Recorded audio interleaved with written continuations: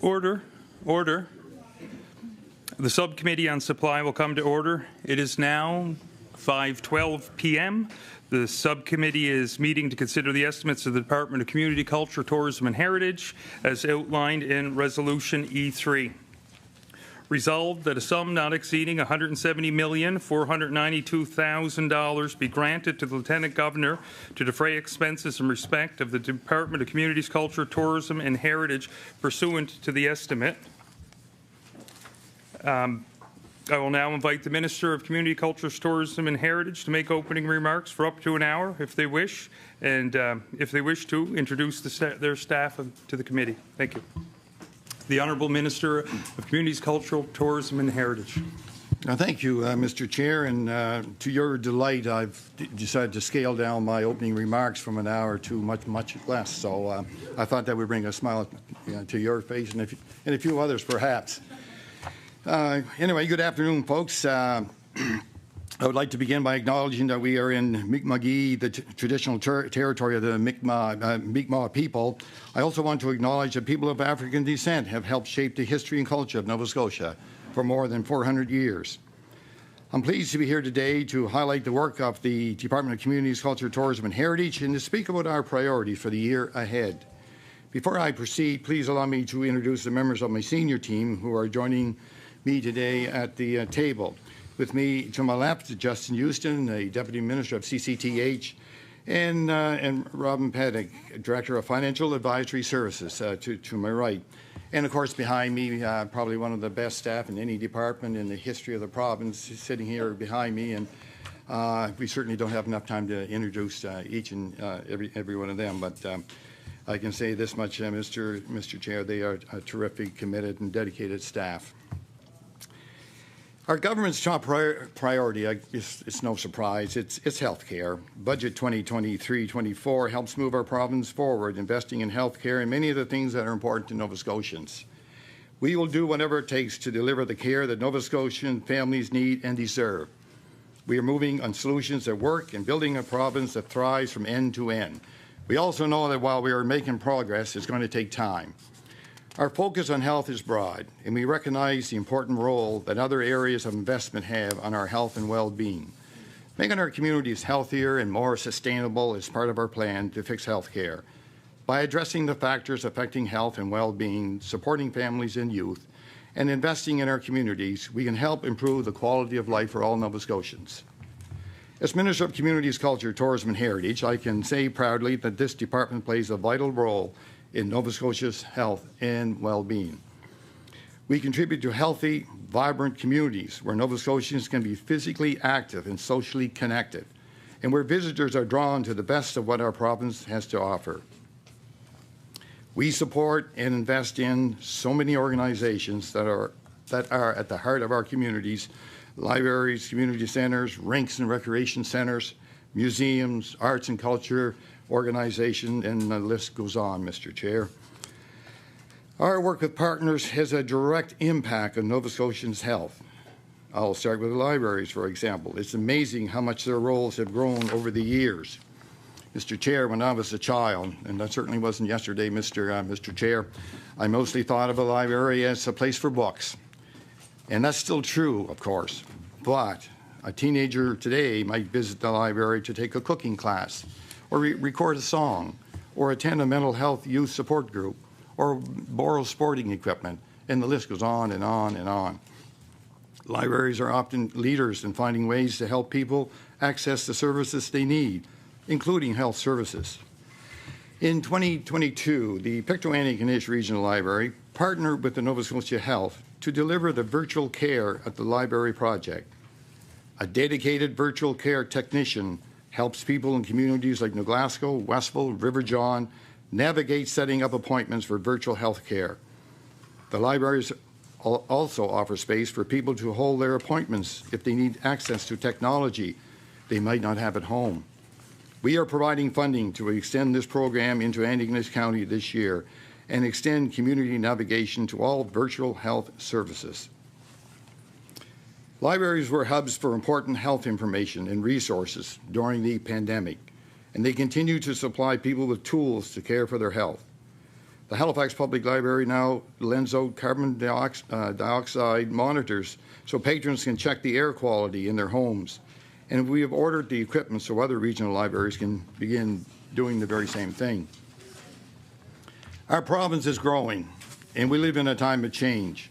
We need to think about new and creative solutions for many issues, including community health. Our libraries continue to excel at that kind of thinking. We see it too in how libraries welcome and support newcomers with everything from English language classes and conservation groups to help with filling out forms or navigating transit systems. They are truly community hubs. The regional libraries also launched the Same Page project in 2022.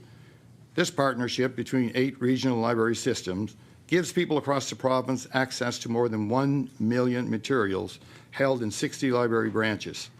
The vision is that all Nova Scotians will have equal opportunity to connect to library resources for learning, discovery, and improved quality of life. That's a great vision. Our libraries and museums also serve as places of comfort. When Fiona hit Nova Scotia in September, wherever museums and libraries were able, they opened their doors for people to stay warm, charge their devices, and have a hot drink.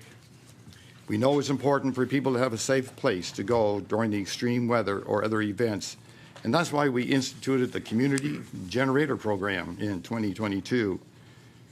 It was launched as a $2 million program, but demand was so high that we increased the funding and provided a total of about $6 million to 180 organizations. Recipients included volunteer fire departments, First Nations, the Black Culture Center, and community halls across the province. We are helping these centers support their communities in times of need, and we are offering the program again in 23-24. We know that climate change is the challenge we must face across the province, and we've been taking proactive steps both within the department and with our partners to prepare now for the future. We've leveraged about $44 million in federal funding from the Investing in Canada Infrastructure Program and the Green Inclusive Community Buildings Program to invest in more efficient and sustainable community infrastructure, including projects like the Mariner Centre in Yarmouth, the Glace Bay Youth and Community Centre, and the new Nova Scotia Native Women's Resiliency Centre in Millbrook First Nation. We are upgrading our own sites to prepare for future weather events, and we are working with partners to make environmental sustainability an important part of strategic planning in tourism. A big part of our department's work is helping Nova Scotians lead healthy lives through our support for sport, recreation, and physical activity. Through our Let's Get Moving action plan, we fund programs that encourage people to incorporate movement into their daily lives. And we work with education and early childhood development to deliver the Nova Scotia Before and After program, an affordable school-based program focused on outdoor play and physical literacy for elementary students before and after school. We also support municipalities, Mi'kmaq communities, to develop physical activity plans and put them into practice through the Municipal Mi'kmaq Physical Leadership Program. Our investment of about $1.3 million in 22-23 helped fund staff positions such as active living coordinators that serve 44 municipalities, 11 Mi'kmaq communities, and 1 village, as well as the Mi'kmaq Native Friendship Center. These coordinators find ways to reduce barriers to activity and get people engaged and moving in ways that work in their communities. We invest in new and upgraded infrastructure so people have access to be active. When a child plays on accessible playground in Parsboro or skates in the Antigonish area, when a young family goes for a walk in the Sackville Lakes trails, when a group of seniors enjoy a game of pickleball somewhere in the province, this department has worked with communities to bring these opportunities to life, and our investments today will help more people stay healthy and stay active. Infrastructure like rinks are at the heart of communities, but many of them have been neglected for years. We are fixing that. Our government made it a mandate priority to launch the Rink Revitalization Fund, which provides $1 million annually in grants up to $150,000 to help rural rinks undertake repairs. In the first 2 years, we've supported 58 rinks with almost $2 million through the fund. Of course, for some rinks, a cap of $150,000 doesn't cover the work needed. And in March of this year, we invested more than $20 million to help rinks from Shelburne to Sydney make major repairs that will extend their lifespans, help them operate more efficiently, and allow them to serve their communities for years to come. One project we are especially excited about is our $8.2 million investment in the Cape Breton University Canada Games Complex. It's been closed for years in disrepair, and it's going to be revitalized as a hub for female hockey, one of the only sites of its kind in North America. This rink will be the home of the Blizzard Female Hockey Association, and it will allow more girls from Cape Breton, Eskasoni, Membertou, and many underserved communities to get on the ice. One of the players who spoke at the announcement of this investment, Samantha Morrison, was the captain on the women's hockey team that won a silver medal at the Canada Games in Prince Edward Island this winter, thrilling us all with the heart, hustle, and teamwork they showed on the ice. It was one of the highlights of a history-making Winter Games for Team Nova Scotia. Our young athletes brought home 24 medals, our most ever at a Winter Games, and captured the Centennial Cup as the province or territory with the biggest improvement from one Winter Games to the next. Nova Scotia also won the Jack Pellick Award, given to the team whose athletes, coaches, managers, and mission staff best combined competitive performance, good sportsmanship, and a spirit of fair play, cooperation, and friendship. We are very proud of Team Nova Scotia, not just for the results, but for how they represented the values of our province so well. And that speaks to another top priority of ours, not only increasing access to sport and recreation, but making it more inclusive, welcoming, and safe for everyone. When young people especially have positive experiences in sport and recreation, when they feel like part of the team, they feel more connected. They often do better in school and are more likely to maintain healthy habits for a lifetime. As we work with our partners, we've been leaders in safe sport education and training in Canada. We held our first Anti-Racism in Sport and Recreation Week in November. And we are working with the Restorative Justice Lab at Dalhousie University to build restorative pathways for those who experience harm and maltreatment in sport. We also continue to support Black and Indigenous Coach Mentorship Program to help develop more leaders in sport who reflect the communities they serve. We are the first province or territory to reach an agreement in principle with the Federal Office of the Sport Integrity Commissioner on adopting their independent mechanism to address harm in sport, and we continue to advocate for a national coordinated approach to make sure sport is safe for everyone. Before I move on from our Community Sport and Recreation Division, one of many divisions in the department, I want to mention how we also help Nova Scotians access healthy food. The $200,000 Community Food Access and Literacy Fund supports community gardens and programs where Nova Scotians can learn to shop, prepare healthy meals on a budget. This fund also supports the mobile food market, which gives low-cost access to fresh produce to people in Halifax Regional Municipality. And the Community Food Security Initiatives Program provides $1 million to programs like Meals on Wheels, food pantries, and community meals. This fund supported 21 community projects last fiscal year, including a program through the farmers markets of Nova Scotia that allows low-income families to access local fresh produce, meat, and other products in a stigma-free way at farmers markets across the province. We know that health also goes beyond physical health. When we engage with arts or music or theater, when we take pride in Nova Scotia's unique and diverse cultures, it makes a difference to our personal and our collective well-being. Arts and culture bring communities together. They challenge us and inspire us. They build understanding and empathy across cultures and experiences. They also make a huge contribution to Nova Scotia's economy, which helps pay for services like healthcare. In 2019, just before the pandemic, the creative sector provided more than 12,000 jobs and contributed $970 million to Nova Scotia's GDP. Yet this sector has faced many challenges in recent years. I have heard firsthand how tough it has been through traveling from one end of the province to the other from many, many meetings. Over the past few years, the department has responded with emergency funding to help arts and culture organizations navigate the impact of the pandemic. But that alone isn't enough. As my colleagues here in front of me are well aware, arts and culture organizations haven't seen an increase to their core operational funding for almost 2 decades. The last increase came in 2006. That's far too long, and I'm pleased to say we are changing that. In this 23-24 budget, we are increasing operational funding for arts and culture organizations and community museums by $5.1 million. This funding will support 180 organizations across these sectors, including new organizations that haven't been able to access operating funding because budgets were frozen.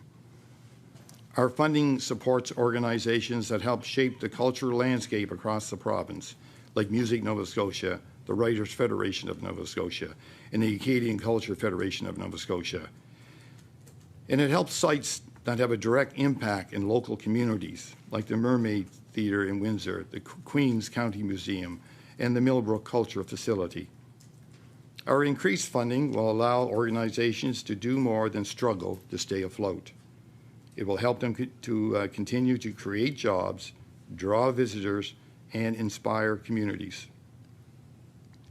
We'll be working with sector partners to determine how the increases will be allocated once the budget is passed. But I want to say to our sector partners, we have heard you. We want to see arts and culture thrive in Nova Scotia. It's a vital part of who we are. We are also providing $2.6 million to 17 locally managed provincial museums in the iconic Blue Nose 2 operations.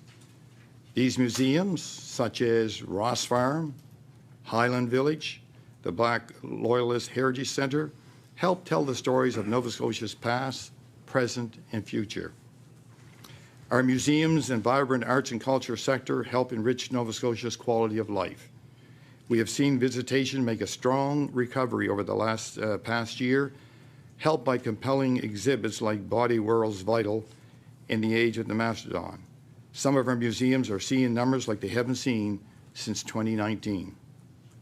Museums and archives also support our film industry, sometimes as venues for filming or as important places of research for film projects. And they also encourage tourists to choose this province as a destination, another important focus for our department.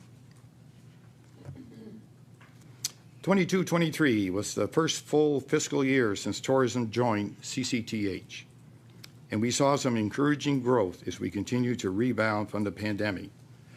We continue to reap the benefits of having tourism aligned with the broader department, working closely with the Events Nova Scotia team, for example, as we hosted international events that drew thousands of visitors to the province.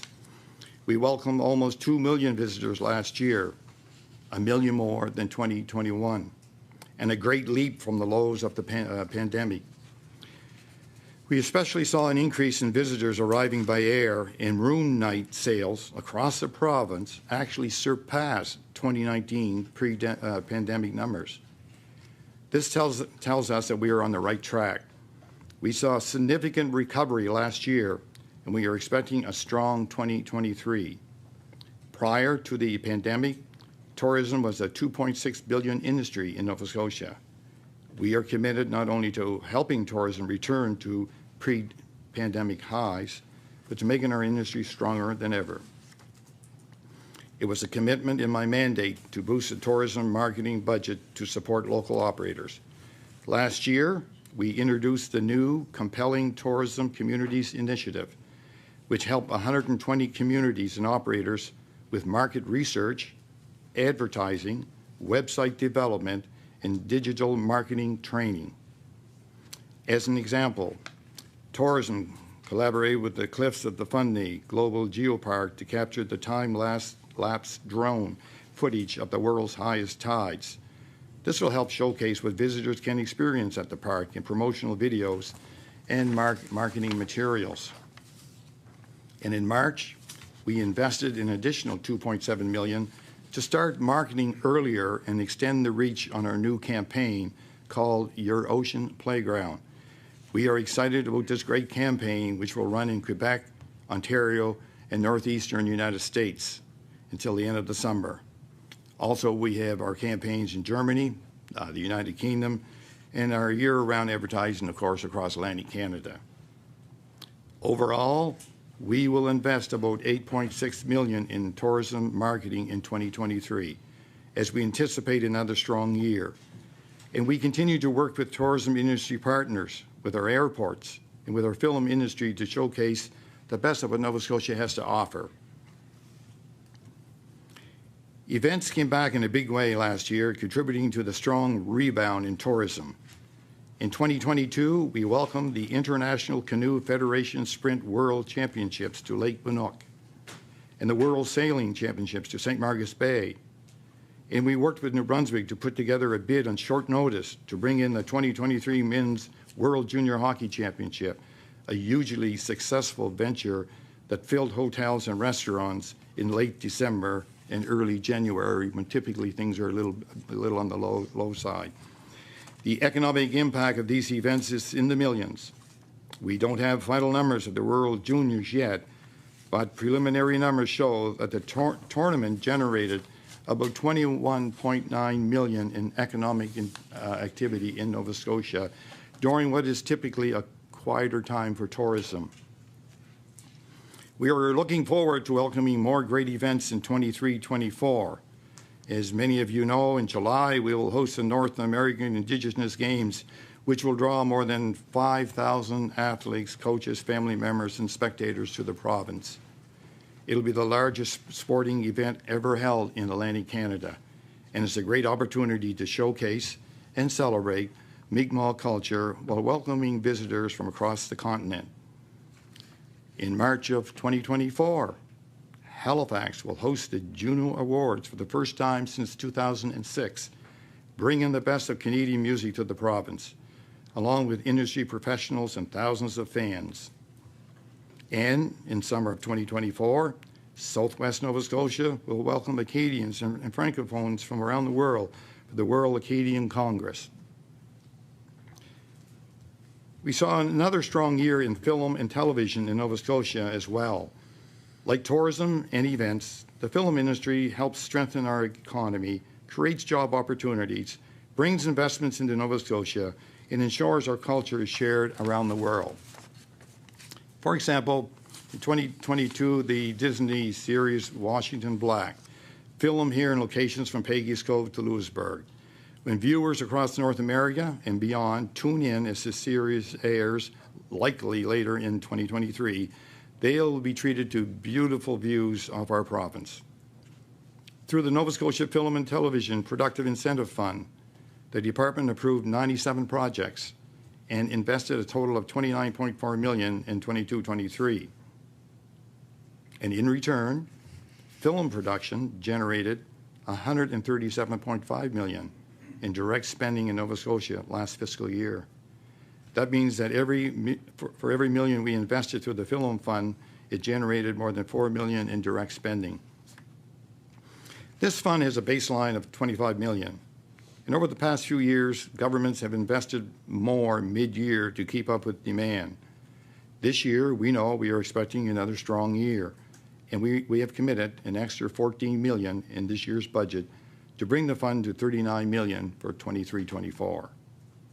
As the industry continues to grow and thrive, we are proud to support a healthy balance where we are attracting large international productions that bring jobs and investments while giving our local directors, writers, actors, and creators the tools they need to shine. We invested $15 million in March of 2022 in a 5-year Nova Scotia Content Creator Fund to help local creators flourish. And we continue to support Screen Nova Scotia in developing a soundstage that will allow for year-round productions.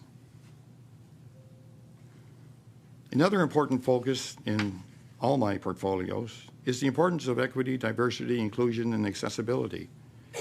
We must continue to address systemic barriers, right historic wrongs, and build a more equitable province where everyone has access to opportunities and resources. We have 77 grant programs at CCTH for everything from trail development to facility improvement to supporting active communities. And we've been working through a program improvement process to make sure our grants are more equitable and accessible. This has included interviewing people and groups who have been historically underserved by government to adjust our approach so we can better meet their needs. In this coming year, we'll be launching a new online tool to help people find the grant or program that best fits their project, without sorting through a dozen different guidelines to find out if they're eligible.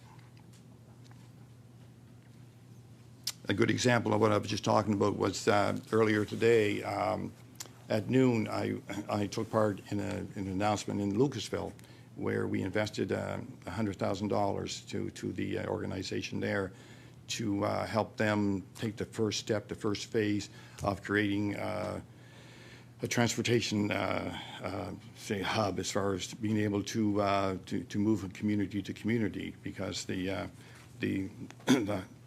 I call highways, or they're not main highways, but there's very little opportunity or space for people in the communities to walk safely along the side. So they're into phase one, a lot of planning. So again, just one example of many communities across the province that we're helping in many ways. So not only by being active, being physically active, and being able to move from community to community, but having the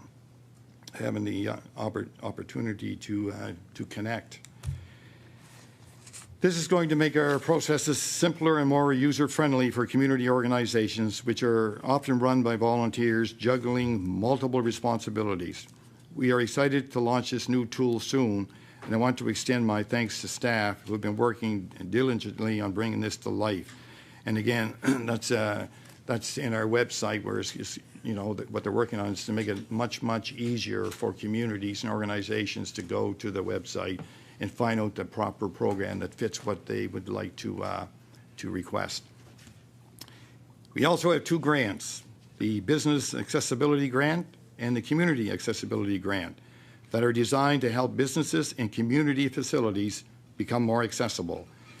Each program has a budget of $1 million, and last year they supported a combined 90 projects. One recipient was the Wolfville and District Lions Club, which is a focal point for a lot of seniors' activities in the community.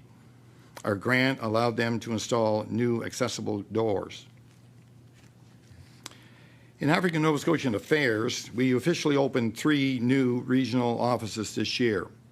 In Digby, serving the Southwest and Annapolis Valley region, in Glasgow, serving Pictou-Antigonish and Geyser counties, and in North Preston, serving North Preston, East Preston, Cherrybrook, and Lake Loon. And again, there's, which I may mention, perhaps I'll mention it now. These offices are added to existing regional offices in Yarmouth, serving the South Shore, Truro, serving the Northern region, and Sydney, serving Cape Breton alongside our central office in Halifax. We have coverage across the province so African Nova Scotia communities feel informed and empowered to services, programs, and support through all government departments. We have worked alongside community-led organizations to help them build capacity and plan for future development and advancement. In 22-23, we provided special funding to the Black Cultural Center, the Africville Heritage Trust, and the African Nova Scotia Music Association towards strategic plans that will ensure their sustainability and success for the long term. In the coming year, we'll be working to develop an African Nova Scotian cultural tourism strategy. We have a rich history and culture here in Nova Scotia, across the province, and within our 50-plus African Nova Scotian communities. We know there's more we can do within the tourism sector to help organizations, business, and tourism operators showcase their unique offerings to visitors. And we continue to support innovative housing initiatives in African Nova Scotia communities. Through Associate Deputy Minister Provo and ANSA, we work closely with Municipal Affairs and Housing to provide $3.5 million for ongoing repair, maintenance, and the transfer of up to 50 community-based housing units in the Preston area. And we reached a memorandum of understanding with the Preston Area Housing Fund to explore opportunities to support long-term housing needs in the area that will remove systemic barriers and support community-based housing. We know the community organizations know the needs and strengths in their communities, and we want to give them the support they need to succeed. Last year also saw the launch of the Fair Care Project with support from the Office of Equity and Anti-Racism Initiatives. Through this project, Nova Scotia is now collecting race-based data in healthcare.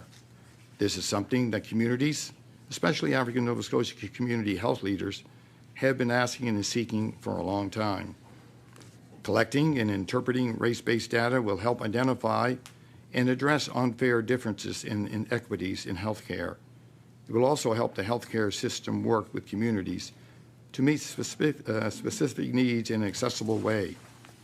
We also continue to make significant progress in the Lands Title Initiative. In the 5 LTI communities, North Preston, East Preston, Cherrybrook, Lake Loon, Lincolnville, and Sunnyvale, we have now established clear title to 325 parcels of land. Since Part 1 of the Land Titles Clarification Act moved to the office in November of 2021, we have issued 30 certificates of claim or title. That's 30 in 17 months. And by contrast, the average prior to 2021 was about 7 per year.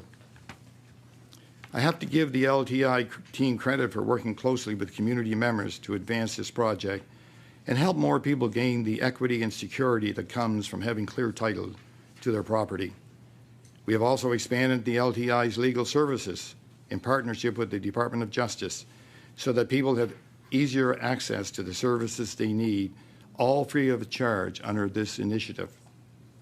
This year, the office will continue to develop the equity and anti-racism strategy required by the Dismantling Racism and Hate Act, which we were happy to introduce and pass last spring with the support of the All-Party Committee and input from more than 70 community organizations. We continue to draw on what we have heard from communities as we develop the strategy, and we look forward to introducing it by the end of July. There are many other programs and stories I could highlight from this portfolio, but I'd like to close my remarks by highlighting just how effective this department is at making a difference with the dollars we have.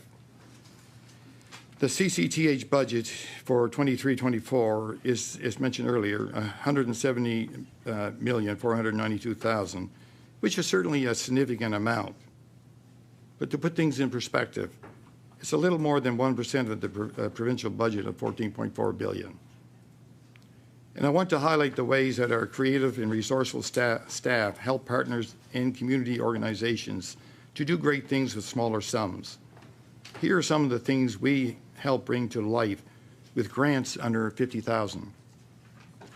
A deaf theater festival through Zupa Theater Company, a Black Playwrights Circle with the Charles Taylor Theater, an animated Gaelic teaching tool for young families, a splash pad in Port Williams, an accessible washroom at the Ecum Secum Fire Brigade, a new roof for the Isle Madame New Horizons Senior Citizens Club, the Festival Acadienne Declare, a generator for the Upper Hammonds Plains Community Center, an accessible baseball field for Amherst Little League, African Heritage Month events around the province.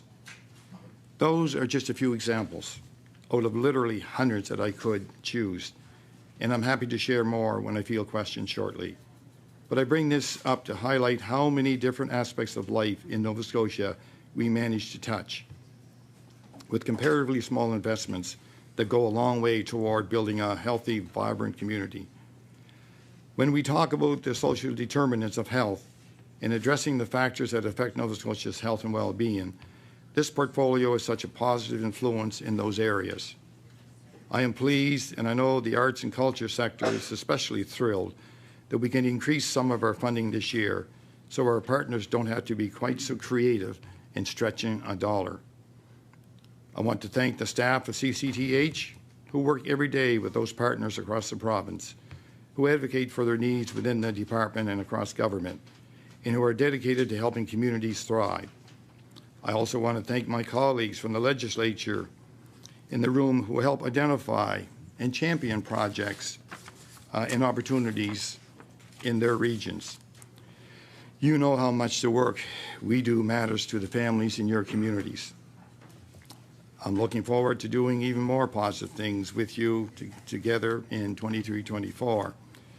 And with those short few words, Mr. Chair, I'll see you tomorrow. I'm ready. Thank you, Minister. Minister, just to confirm, will you also be speaking with your capacity as for the Office of Equity and Anti-Racism Initiatives? Yes.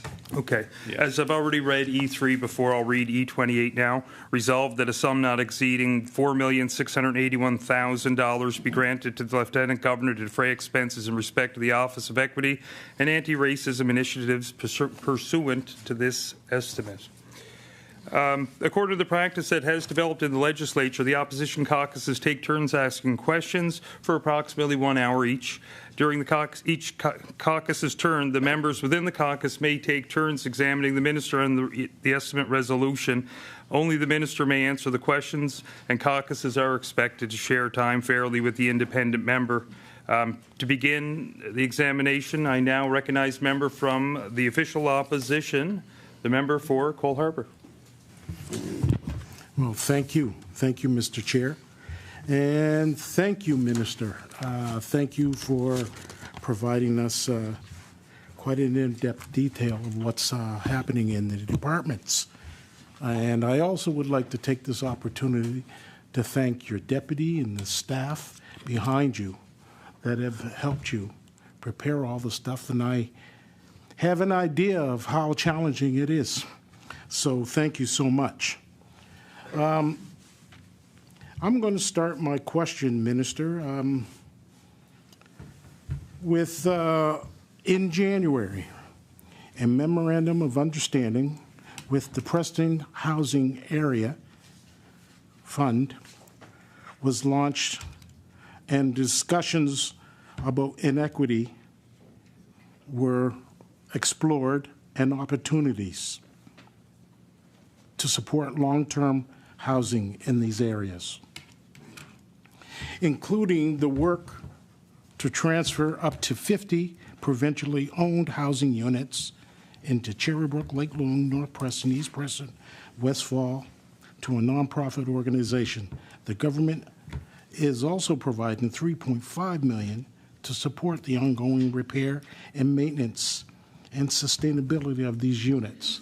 My question, Minister, is just to give me an update on what's happening with that, please. The Honourable Minister of Community, Culture, Tourism and Heritage. Again, thank you. Thank you for that question. It's certainly an important initiative that's happening in that community. The probably a better question for the community and housing minister, but also we are supporting that endeavor. So I can certainly, speak somewhat on it. But so we're working with municipal affairs and housing with regard to the Preston area and the provincially owned housing units, and just creating opportunities so that more people there can have community-owned and operate affordable housing developments in going into the future. So you're correct. In the 28th of January 2023, there's a memorandum of understanding was signed addressing housing inequities, and so going forward. There's going to be, and there is now and will continue to be discussions exploring opportunities to support long-term housing needs in the area, including work to transfer those 50 provincially owned housing units, to transfer them over in Cherry Brook, Lake Loon, North Preston, East Preston. So they're going to be turned over to the Preston Area Housing Fund. And I mentioned earlier in my opening remarks that the province is investing $3.5 million to support the ongoing repair and maintenance and so on, and make sure that the units it's a sustainable operation for the units. So this funding member is coming through the Department of Municipal Affairs and Housing. That $3.5 million is not coming from CCTH. The honourable member for Cole Harbour. Thank you. So, Minister, with this being the way you have explained it, then can you explain to me the community organizations that are involved in this? As I'm asking more of an update, if you can provide for me, like where they are with this, or who's having the conversations within the community, would you know? Well, the Honourable Minister for Community, Culture, Tourism and Heritage.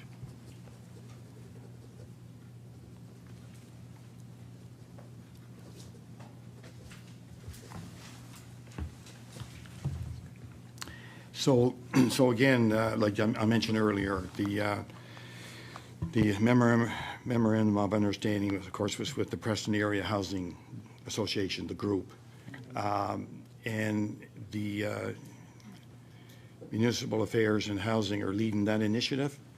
So although we're supporting it through ANZA, they are the lead on this here. So at this moment, I don't have a lot of details. Outside, I know there's discussions going on. The memorandum was signed. The $3.5 million was invested, and they're also looking to expand that. To expand where there's more people in the community have their own living accommodations going forward. The honourable member for Cole Harbour. Thank you, Mr. Chair. Sorry. So, okay, I'll move on. Thank you, Minister. I'll try to get some ideas from the Minister of Housing. In January also, the province is supporting the African Heritage Trust to develop a strategic plan and to ensure a sustainable future.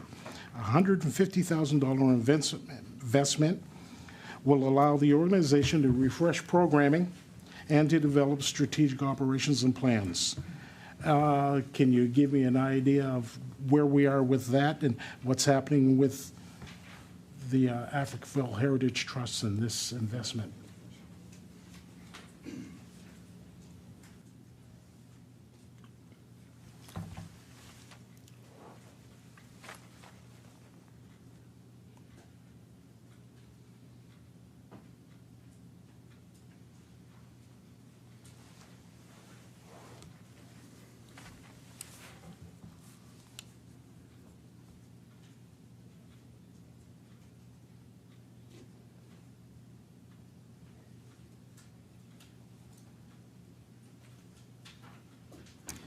The Honourable Minister for Community, Culture, Tourism and Heritage. So my understanding what's happening now is the ANZA through under the leadership of ADM Provo are working with the committee in the community to develop a strategic plan going forward, and that's basically the stage of where they're at right now. So, The honourable member for Cole Harbour. thank you, Mr. Chair. So I'm asking, so then are you telling me that it's a work in progress at this time? And You don't have any updates for me at this point? The Honourable Minister of Community, Culture, Tourism and Heritage. Yes, that's exactly correct. Yeah, there's no updates right at the moment. It's still a work. It's still a work in progress. Like, yeah. The Honourable Member for Cole Harbour. Thank you. Thank you, Minister. Do you have any a time frame of when this is to be done? The Honourable Minister of Community, Culture, Tourism and Heritage. My time frame's always been the quicker the better. So although I don't have an exact date like July or October or whatever, our goal is to move along as quickly as we possibly can, making sure we cross all our T's and dot our I's to make sure that we do it right. But it's not something that's going to carry on and carry on. We want to get to business and get these things completed for the communities involved. The Honourable Member for Cole Harbour. Okay, and my next question would be for the other organization that you had mentioned, which is in November, you provided $225,000 to the Black Cultural Center. Can you give me an update on that one?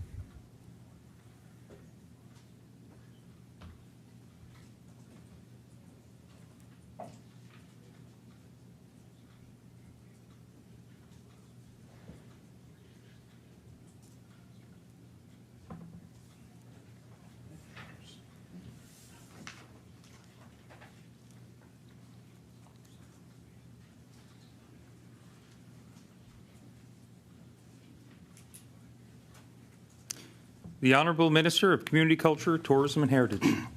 Thanks for that question. And that investment there again is to assist the Black Culture Center as far as sustainability, to help them in the work that they do during the any fiscal year, and it's also to support strategic planning and in basically long-term financial viability. The board itself is focused on many things. One example would be the African Heritage Month would be one of them, and so their main focus now is to advance the strategic planning in the center and across the province.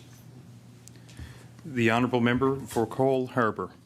So am I to understand that part of that money is for operational funding? Is that part of operational?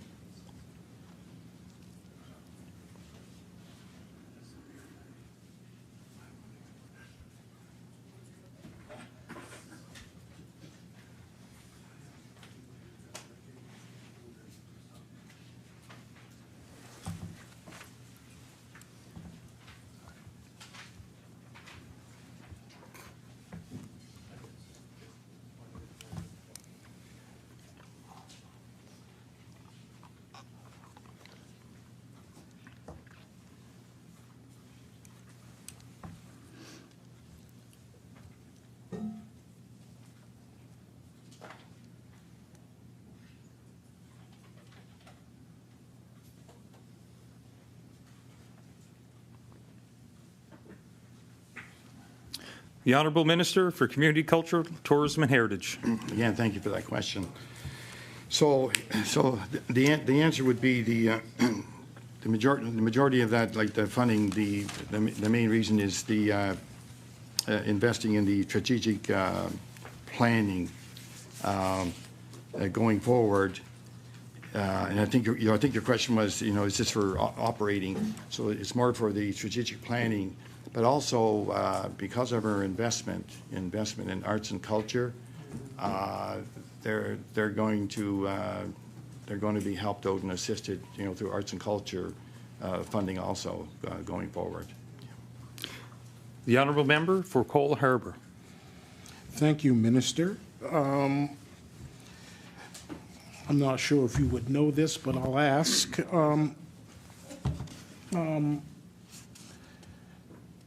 Can you give us an idea of, and you may not have it right now, but can you give us an idea of the sort of direction that the center might be moving in with this strategic planning?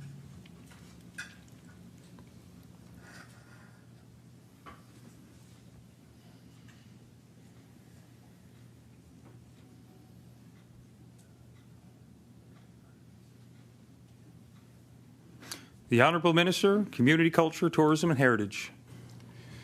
Thank you, Mr. Chair. And although it's a little premature for me to be saying too much, but I can say this to the member that it's moving ahead with the strategic plan to be more connected with communities, the 50-plus communities across Nova Scotia.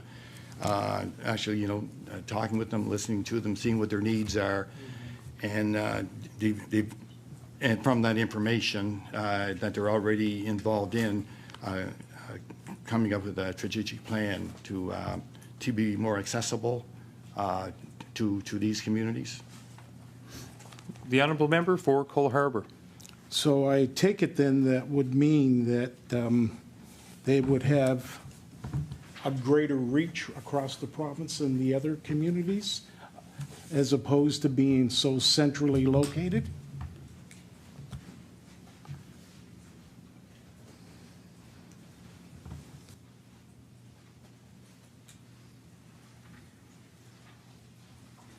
The Honourable Minister for Community, Culture, Tourism and Heritage.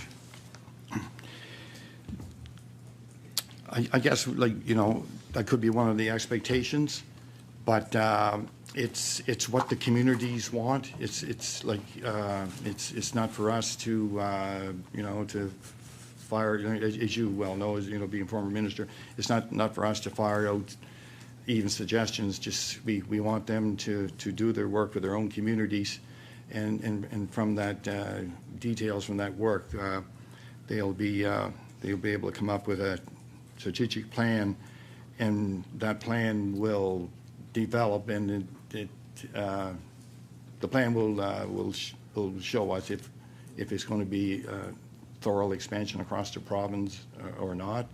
I could say more, but I'd be sort of guessing because the plan hasn't been developed yet. They have to do their due diligence. It's been developed, but it's around how they implement it.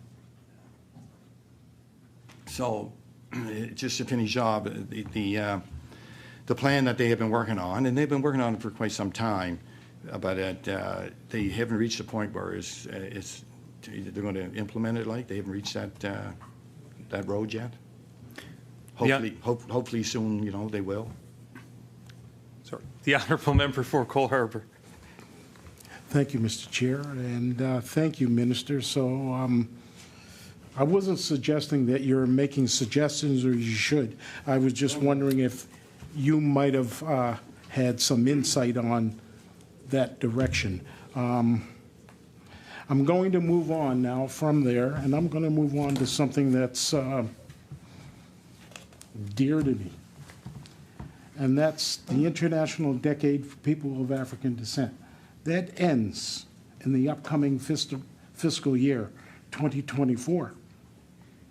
Many Nova Scotians were invited to partake in this incredible, important endeavor, but we have not heard an update about this important issue. And it sort of appears, and again, I'll just use that lightly, Minister, it appears that there doesn't seem to be anything going on or not a mention. Can the minister please give me and the members of my community some idea of what the government may be planning for the end of this decade?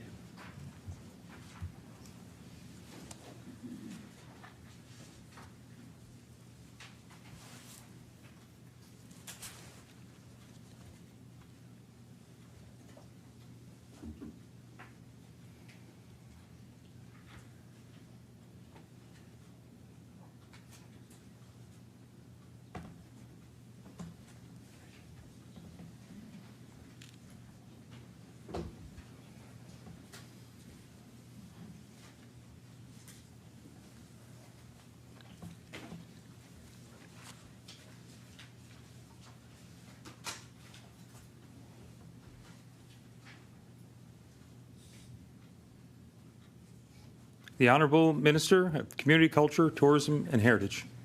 Thank you, Mr. Chair, and I'll begin to answer your question, beginning with DPAD and so on.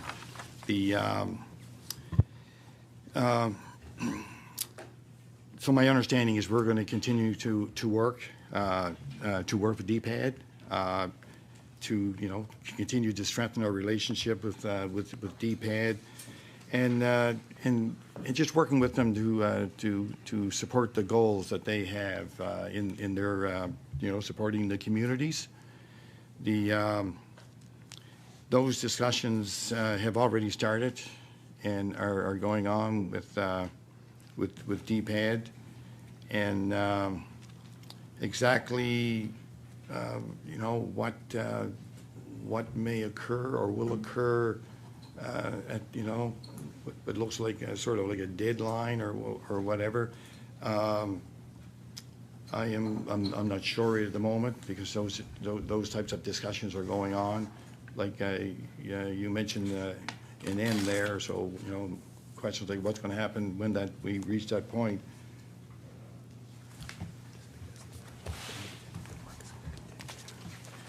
So as I said, I mean, we're working with the organizations and so on, and just because we're coming to the end of it, it doesn't mean that that work is going to stop. It's we attend that the work is going to to continue.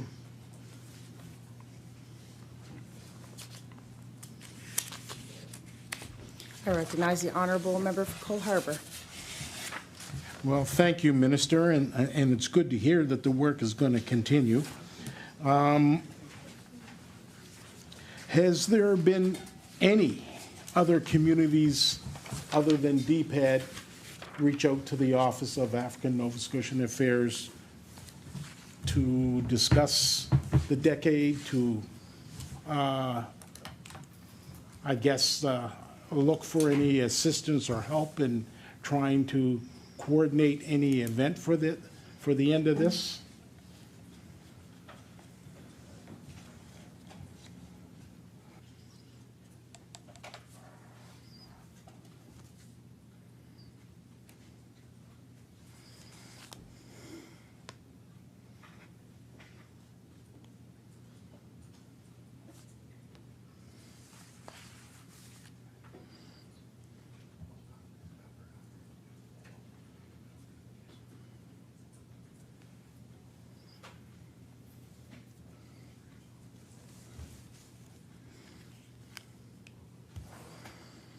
I recognize the Honourable Minister of Communities, Culture, Tourism and Heritage.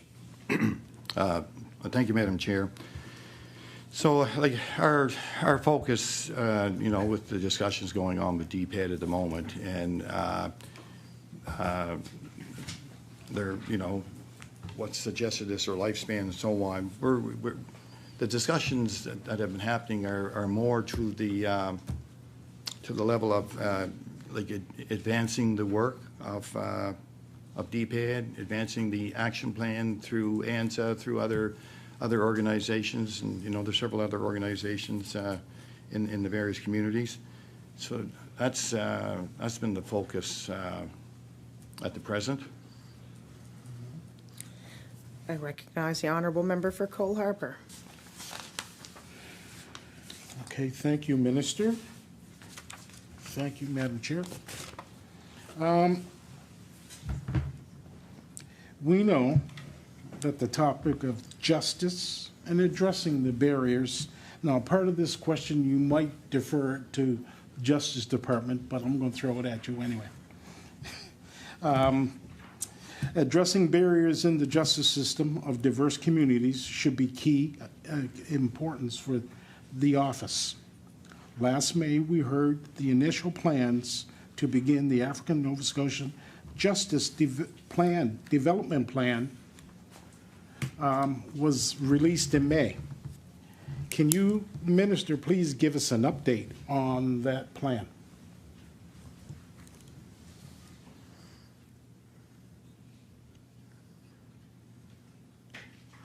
I recognize the honourable minister for Communities, Culture, Tourism, and Heritage.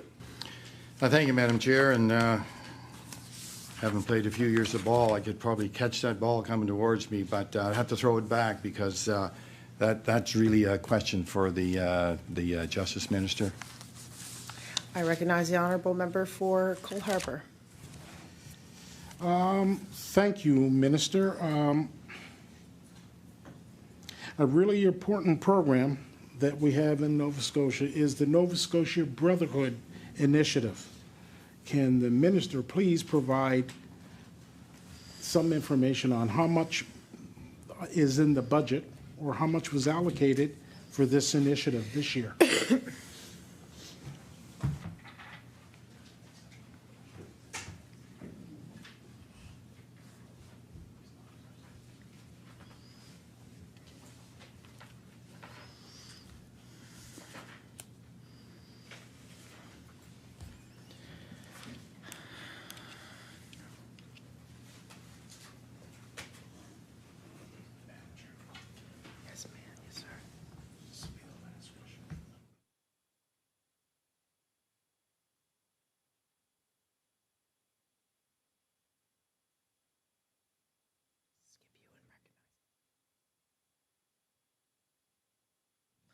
I recognize the honourable minister for Communities, Culture, Tourism, and Heritage.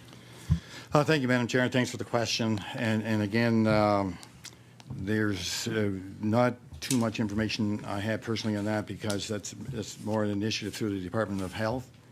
I think it's in the area of approximately $200,000. But again, that would have to be a direct question to the Department of Health that are pushing that initiative forward. I recognize the honourable member for Halifax Armdale. Thank you, Madam Chair. Thank you, Minister. First of all, I'd like to acknowledge the members of the leadership of the CCTH. As a member of this legislature, I'm grateful for your service that you provide people of this province. We know most of the time politicians and the ministers take the credits, but credits belong to you. You are the one who do this work, and I'm grateful have this opportunity today to meet all of you and to shake your hand, and I look forward in the future to in touch and to work with you. Secondly, thank you, Minister, for your notes, and I'll be more than happy to work with you. I'm going to start in my first initial question because within your notes, this is something that touched my heart. And oftentimes, I love to speak my mind rather than the notes that are in front of me. And just taking that note for the library and the initiatives and the benefits and the purpose of libraries. to say that I can make my personal testimony coming here as a refugee. And my first class that opened the doors for me was the library. And if I have looked back my recollection, there was a program that was designed for a mature students, or might say an adult students, and to give the basic math and English skills. And after I finished that program, it was a one-year program, and if I'm not making a mistake, that program was funded through HRM. After I graduated, after I finished that program, I was able to attend an adult high school. So my testimony is, if that program was not there, I was not able to sit in high school class. And coming here as a refugee and didn't have that, missed that life of 7 years within the refugee camp. I'm wondering, is there any initiative has been taken to foster this kind of programs? And is there anything that are pertaining this kind of programs in this budget, please?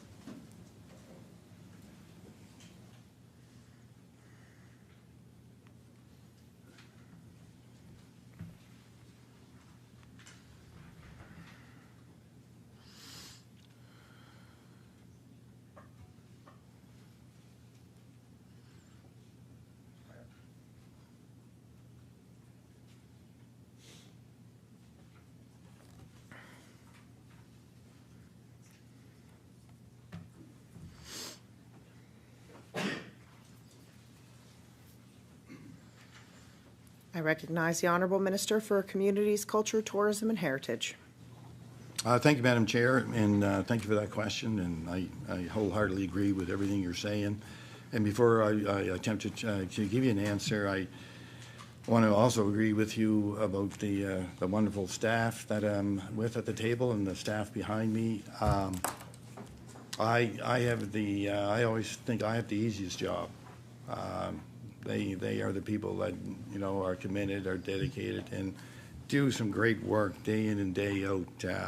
In fact, often willing to work extra hours and put the time in sometimes on the weekends when there's deadlines and things that have to be done.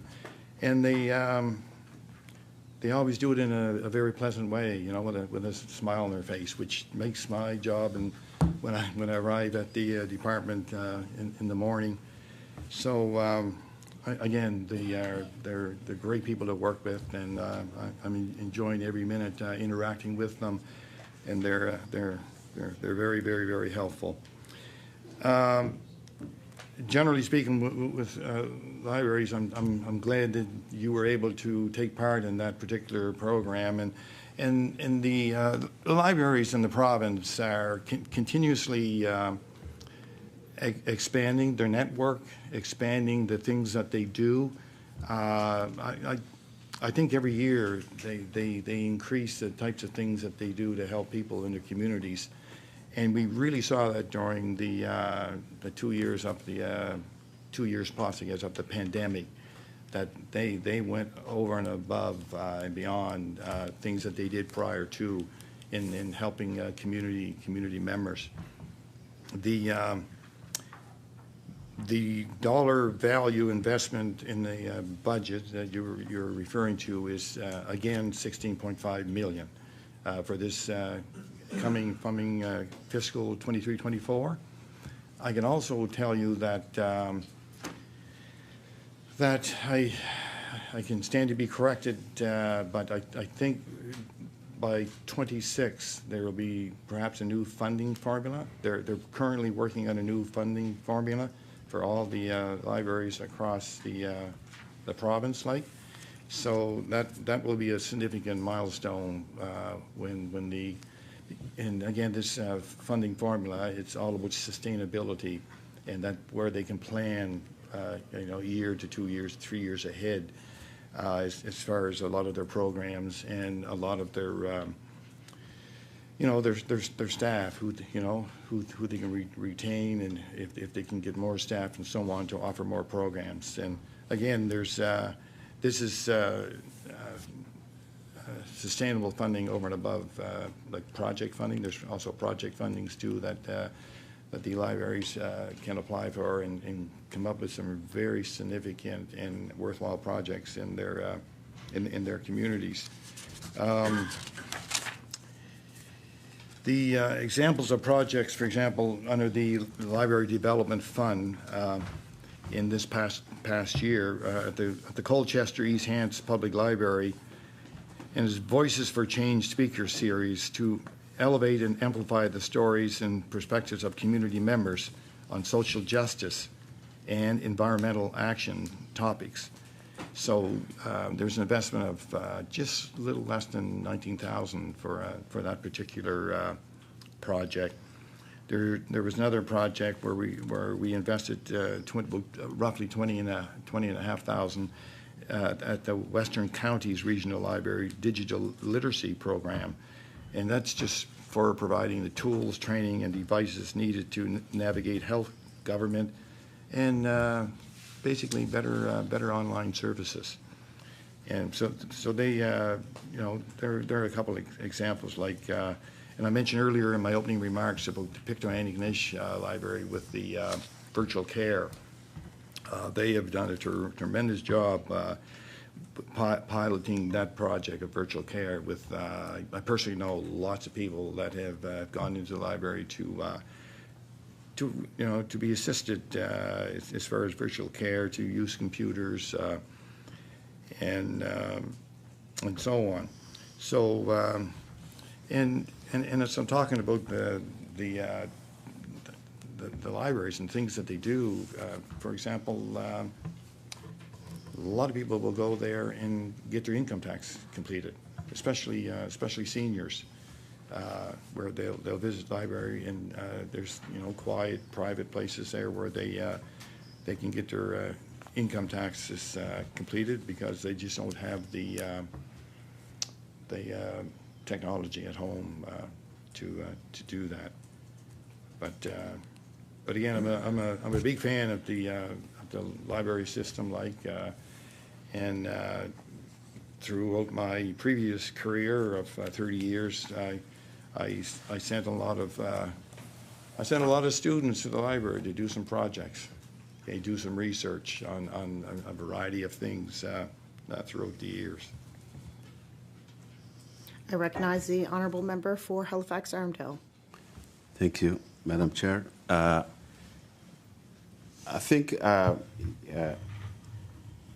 stories matter, and I'm glad that I didn't narrate somebody else's story. I'm somebody who sit in front of you and share with you my impact of the library, and that itself is a testimony. So what I'd like to know is this estimate budget. First of all, what was the last year or prior to your this office? What was the budget of the library? You mentioned, I think this time, 16 something. And also, you have mentioned you have an intention in the future to have a better plan for to budget for the libraries. My question is where you were, where you are today, and where you're heading. Would you mind to clarify for that? Thank you. I recognize the honourable minister for Communities, Culture, Tourism and Heritage.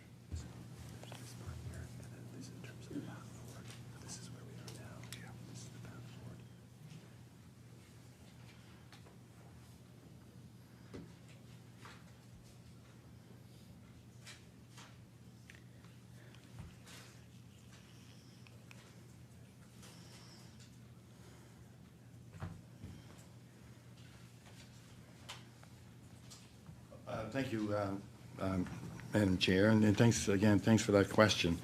So,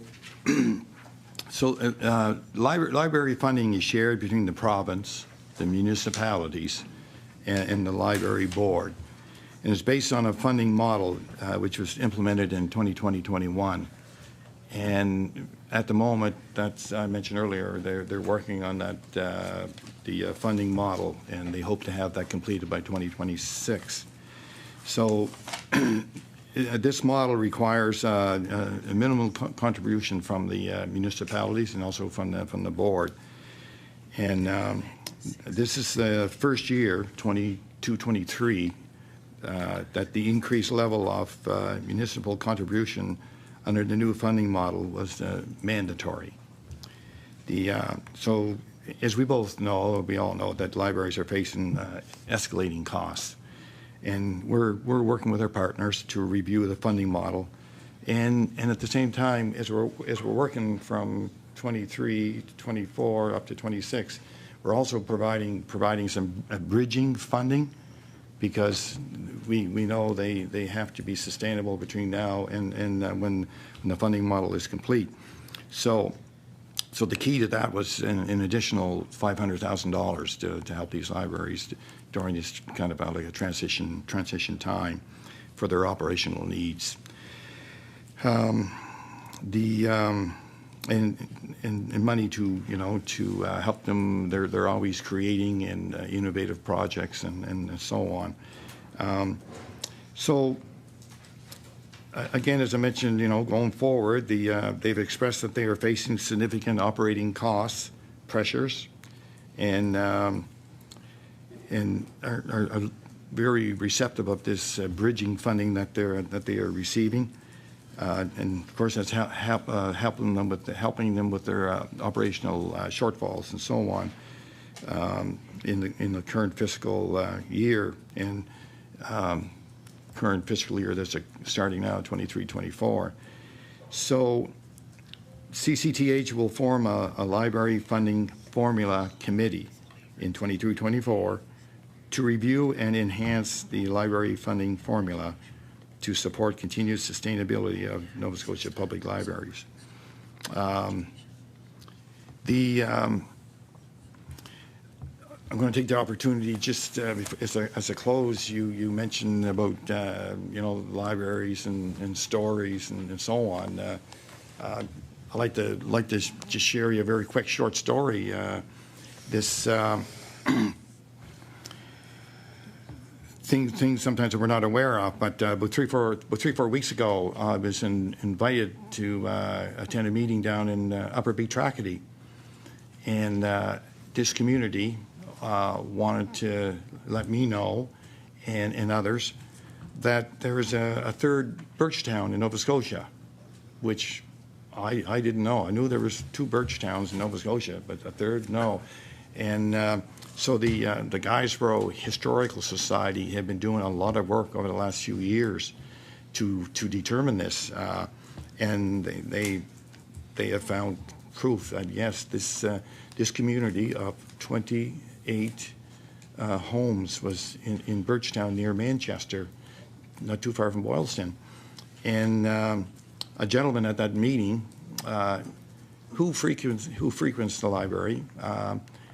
He's an elder in the community, and he started talking with the community. And he said the last person that lived in that community, and he mentioned the gentleman's name and his wife. The last person of the 28 families, they moved to New Glasgow, and he said his name. And as soon as he said his name, I said, I know this gentleman. He has passed away since, but I knew him for years, but never talked to him about where he came from. Or I knew he came from Guysborough, but never knew he came from a small community, Birchtown. So the different stories that come across depending on who you're talking to and where you are and so on is very fascinating, very fascinating. So they are looking forward to enhancing that area as a sort of a site for tourism. I recognize the honourable member for Halifax Armdale. Thank you, Minister. Quite honest, it's my questions are pertaining. The libraries are not anymore the library that we knew, which was you go there, you pick up books. We've seen what libraries do these days. It's over their capacity. It's over their mandate. But all those programs worthwhile because they have an impact for our communities. And,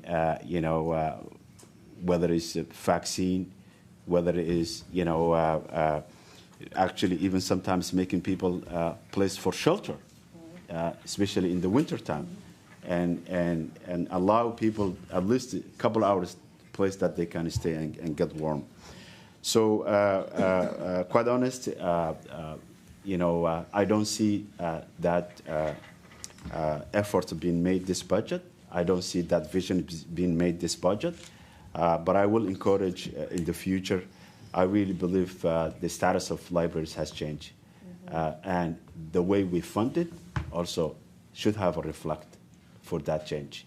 And that will be something that I will advise to you as the minister and also to your staff.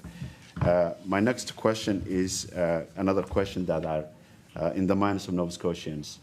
We know the new art gallery project was held last year.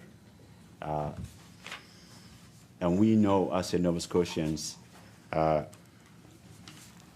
much we value culture and heritage and arts.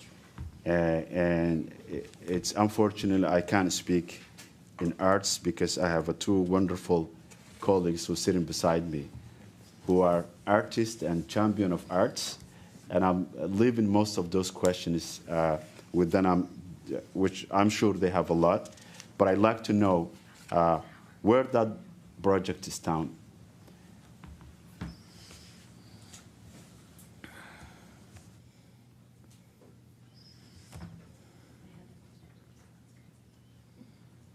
No, I have it, so like, got to take it off my list.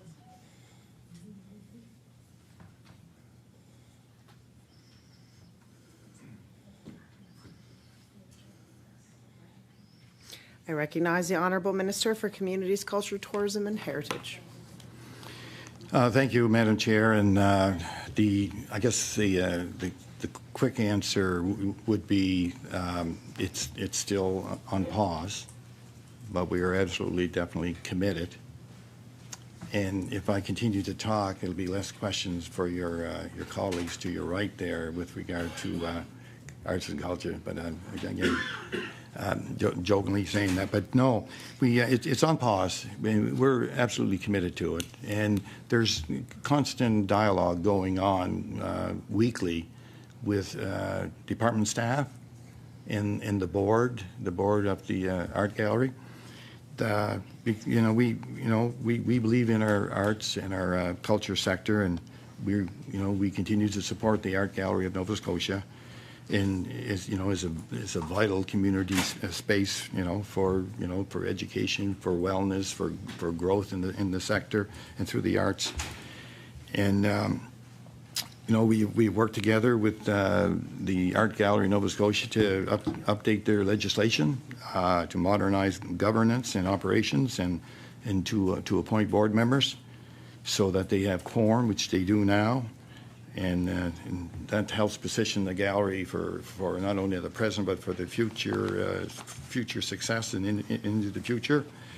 And again, like the new gallery project has been affected by severe cost overruns, and through our dialogue with them, they realize that, and of course they wanted to get it built and get it built yesterday, but they know that we are committed to that, and again we all know the construction projects not only in this province but many provinces are through the roof. So I guess to finish answering the question, we value the arts, and we want to make sure there's a home for the arts, and a new art gallery, down in the waterfront will be a great place to share, not only with people from our province, but people coming into our province.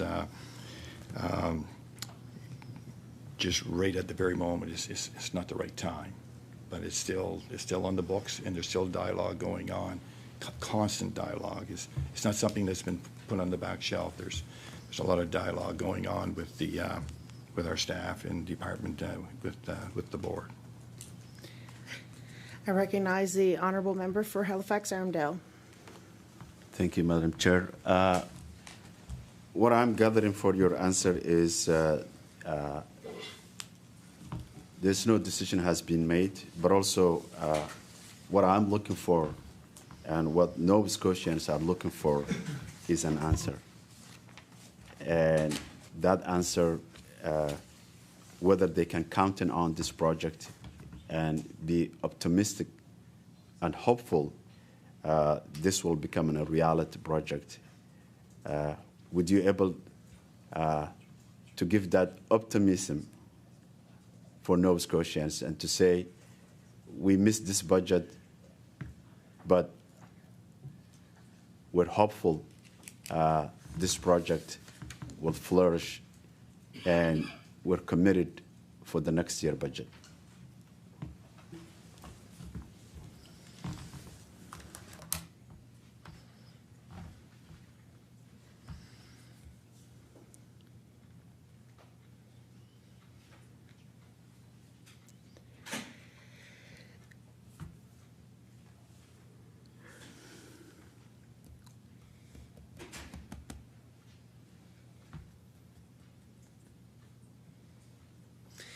I recognize the honorable minister for Communities, Culture, Tourism, and Heritage. Thank you, Madam Chair, and again, I'll reiterate that we are committed to an art gallery, under the approved budget, and we are hoping that construction prices will peter off, level off to the point where we can sit down with the board and look at the realistic cost to build such a facility. To another part of your question there, is there a possibility in the next budget? Again, that would be very premature for me to even guess at what might happen in the next budget, but. Am I optimistic? Yes. Do we want to see a new art gallery? Yes. Again, it's on pause, and we all know the reasons why. But we're I can still say we are absolutely, definitely committed to seeing that facility in Halifax at the waterfront. I recognize the honorable member for Halifax-Armdale. Thank you, Minister. My next question is, and I'm always like to be optimistic. I'm grateful for your office and your leadership, the $500 tax credit for the children that are involved in sports. I think that's a great initiative, though sometimes we make decisions believing it's the right things to do it, but also sometimes those decisions have impact in a different way. My first question in regard is it possible that funded to be increased because of the current situation that we're living? The cost of living is skyrocketing. People will not able to afford even to buy a grocery, not afford to pay their rent. So is it possible to increase this amount and to take away those parents for this burden? Thank you. I recognize the honorable minister for Communities, Culture, Tourism, and Heritage. Thank you, Madam Chair, and thanks for that question. It's certainly a question that I'm very keen and interested in also. The that's something that we are discussing and looking at as a possibility. The the $500 helps parents and guardians, as we know, offset costs of, to register their child in sports. And here's something that I've found out is so many parents or guardians don't realize that it also is a $500 tax credit for the arts. And so many people just think it's sports, but it's definitely arts. So, I mean, art programs like, literary arts, visual arts, performing arts, music, media, languages are all eligible for this particular tax credit, along with, sport and physical activity programs. I'm not sure if I ever ran into someone that knew that summer camps for arts is they're eligible, to claim that on the income tax, like, or anything to do with summer camp dealing with sports or physical activity for that matter. So it can also be used for rental of equipment. It can also be used for rental of a facility to participate in a sporting activity or art programming or whatever else like. And no application is required. It's just a matter of filling out that line on your income tax. Going back to your direct question, that is something we're discussing and looking at in the department with regard to the current $500 tax credit. Yeah, so listen, it's a yes. It's a finance-led initiative.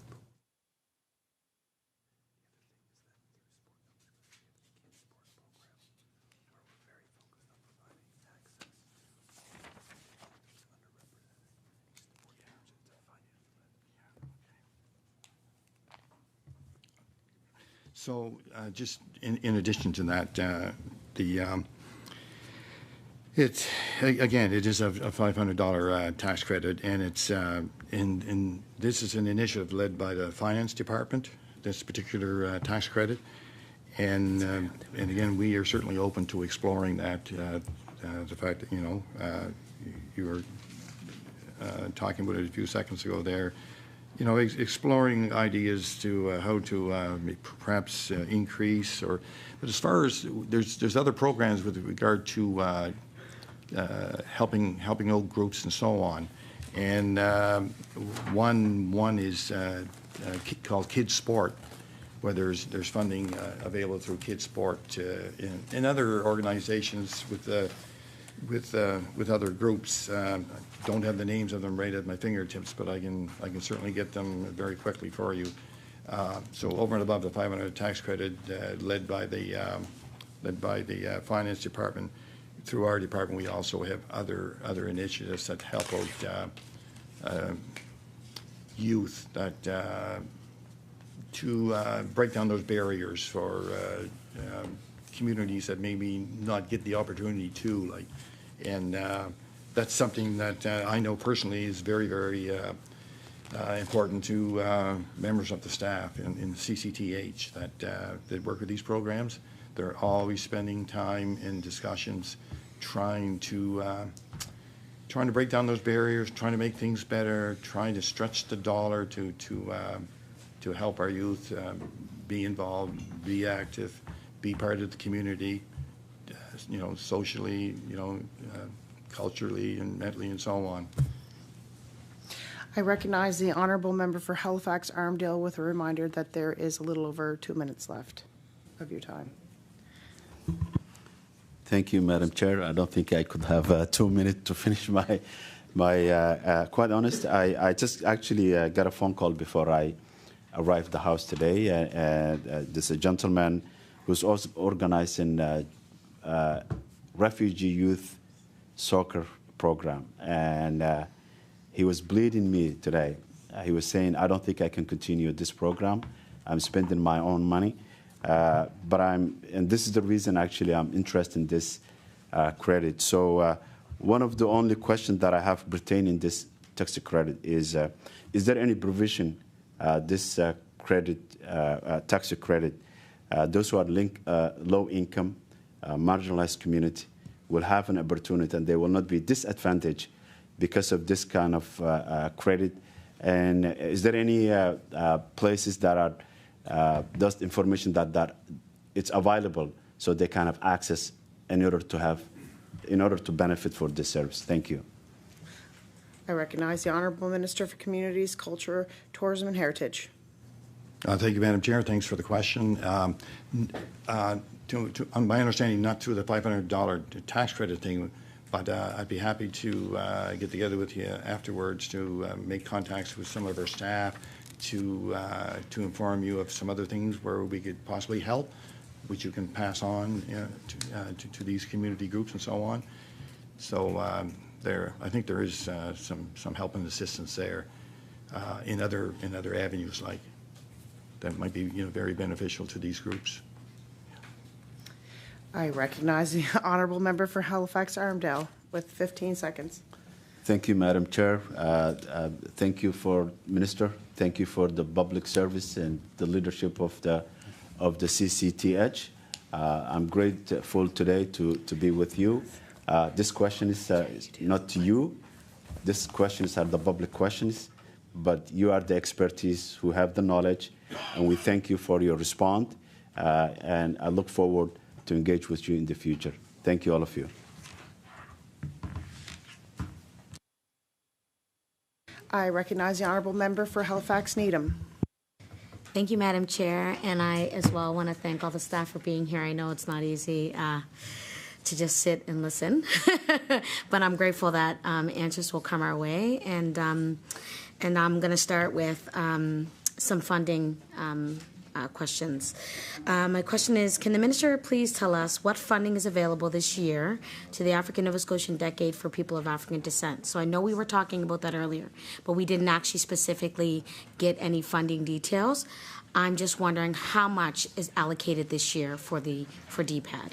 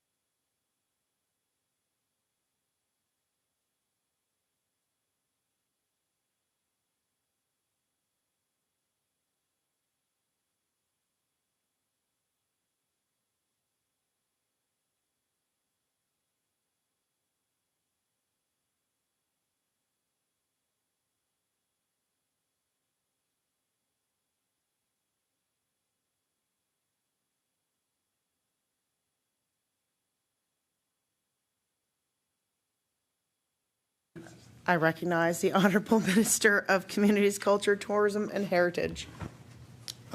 Thank you, Madam Chair, and thank you for the question. So with regard to DPAD, it's $200,000 and that's the same as like the previous year, like say $200,000. But also like under DPAD, if kind of look at DPAD as a road with or a tree with branches going up. There's a lot of related things going on in the communities with DPAD, and there's also to my knowledge there's funding involved in all those too, connected with DPAD. Like I recognize the Honorable Member for Halifax-Needham. Thank you, Minister, for that. So is this a multi-year agreement, or is this just year by year?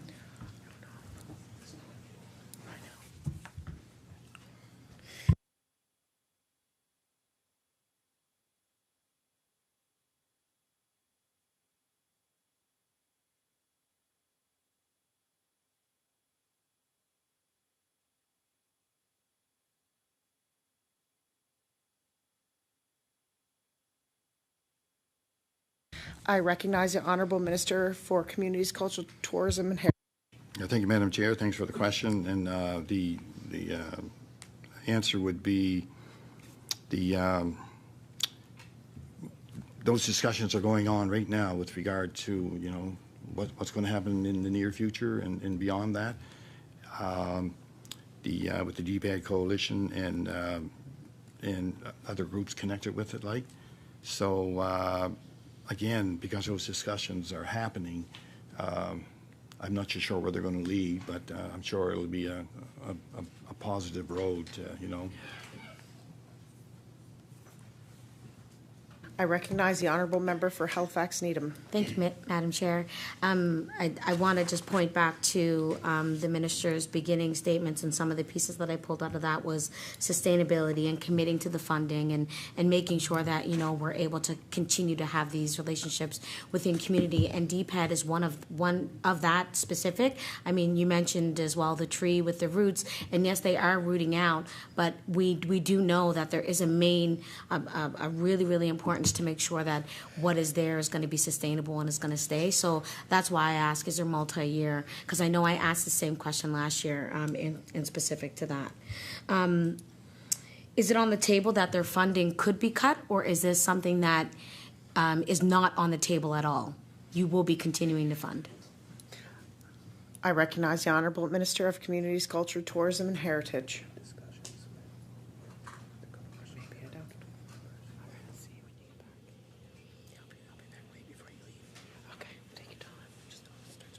Thank you, Madam Chair. Thanks for the question. Again, like I mentioned earlier, we're still in discussions with DPAD and with several other community groups and so on. When those discussions come to fruition, then, you know, I'll know better and with regard to what's going to happen, what road they're going to take, and so on. So those things are on the table, discussing with them now. There's many other areas, like I don't want to take too much of your time, but I do have a list of a lot of communities where they have received funding, and how much funding and so on, for various projects in all kinds of communities, like the ANZA grants and contributions too. And I'm not sure if you are interested in that or whatever. I'll just hold off for now. And you know, for example, you know, like I mentioned earlier, the Black Culture Center, like $226,000, like the African Nova Scotia Africville Heritage Trust, $100,000. And I mentioned earlier in my opening remarks, or I mentioned it sometime a few minutes ago, about over in Lucasville, like. There was an investment today in phase 1 of $100,000 as an example, like. But there's, I could give you all kinds of more information if needed. Yeah. I recognize the Honorable Member for Halifax Needham. Thank you, Madam Chair. So I will continue on that questioning because you kind of gave me a segue. You know, the Africville Heritage Trust was said to like the money is to go towards a strategic plan. But I mean, as we know, with these organizations as well, with the Black Culture Center, they need multi-year funding. We've had many conversations with community and with these organizations, and that is one of the major things that they've talked about. And we know that, you know, as elected parties, we have so many years in government to sit and make these huge impacts in community, and these are some of the ones that you're mentioning right now. The Africville Heritage Trust, I know they need sustainable funding. They need multi-year funding, as well as the Black Cultural Center. So I'm asking, is this going to be a commitment ongoing and not just a one-year investment?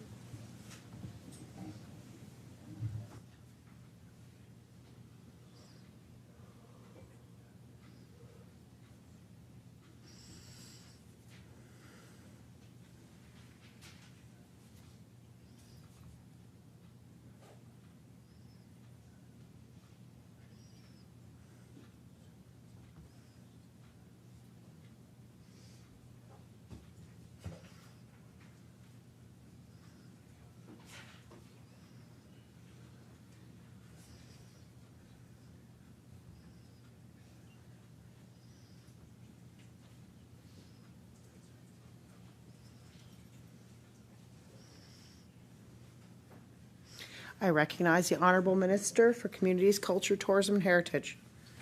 Thank you, Madam Chair. Thanks for the question. And we spent a tremendous amount of time with different organizations across the province, based on that same type of question, like sustainability, operational funding going forward, and so on.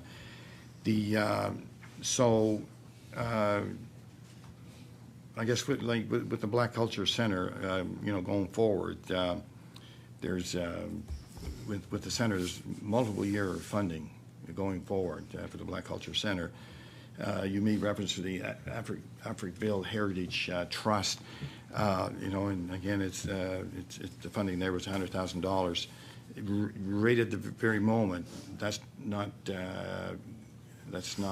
marked down as going forward. But however, they're involved in their strategic planning, and from that could change everything. So once that's completed, further discussions will occur, and the possibility of that happening could. Okay, but again, at the same time, the department's open to any organization, any group that are having operating pressures, and I welcome all of them to contact someone in the department, or in your case, you can speak to me privately, and I can make sure they get the right contact for them to start the process, help them out. I recognize the Honorable Member for Halifax Needham. So I'm going to circle back to MLA from Coal Harbour's first question about the Preston Area Housing Fund, and how there's ongoing talks between the community and the housing minister on the next steps. But as we know, $3.5 million was a part of the MOU in January. And once again, I'm wondering, is this a one-time investment to this community for that particular for housing need, or is this going to be ongoing, because we do know that within these communities there is a necessity for sustainability?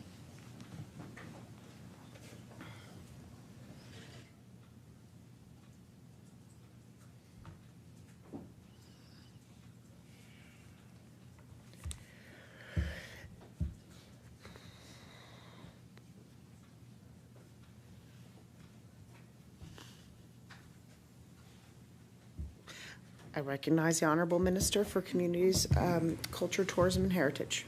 Thank you, Madam Chair, and thanks for the question.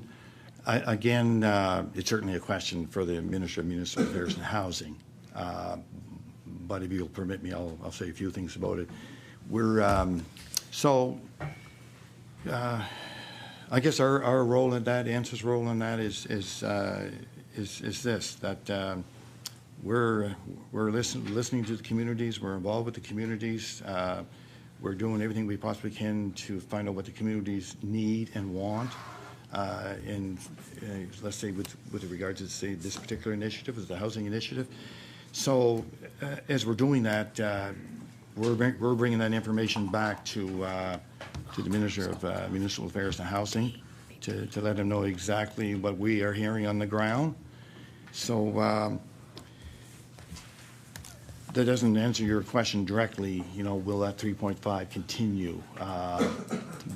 But the needs of the community and the pressures of the community, we will hear that, and we will certainly let the Minister of Housing know.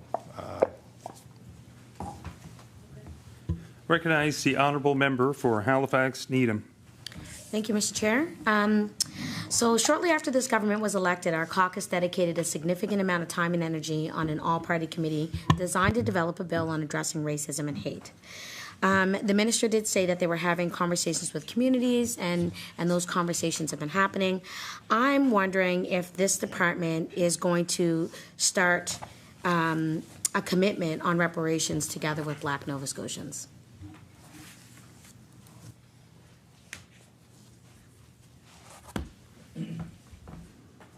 Recognize the Honourable Minister for Community, Culture, Tourism and Heritage.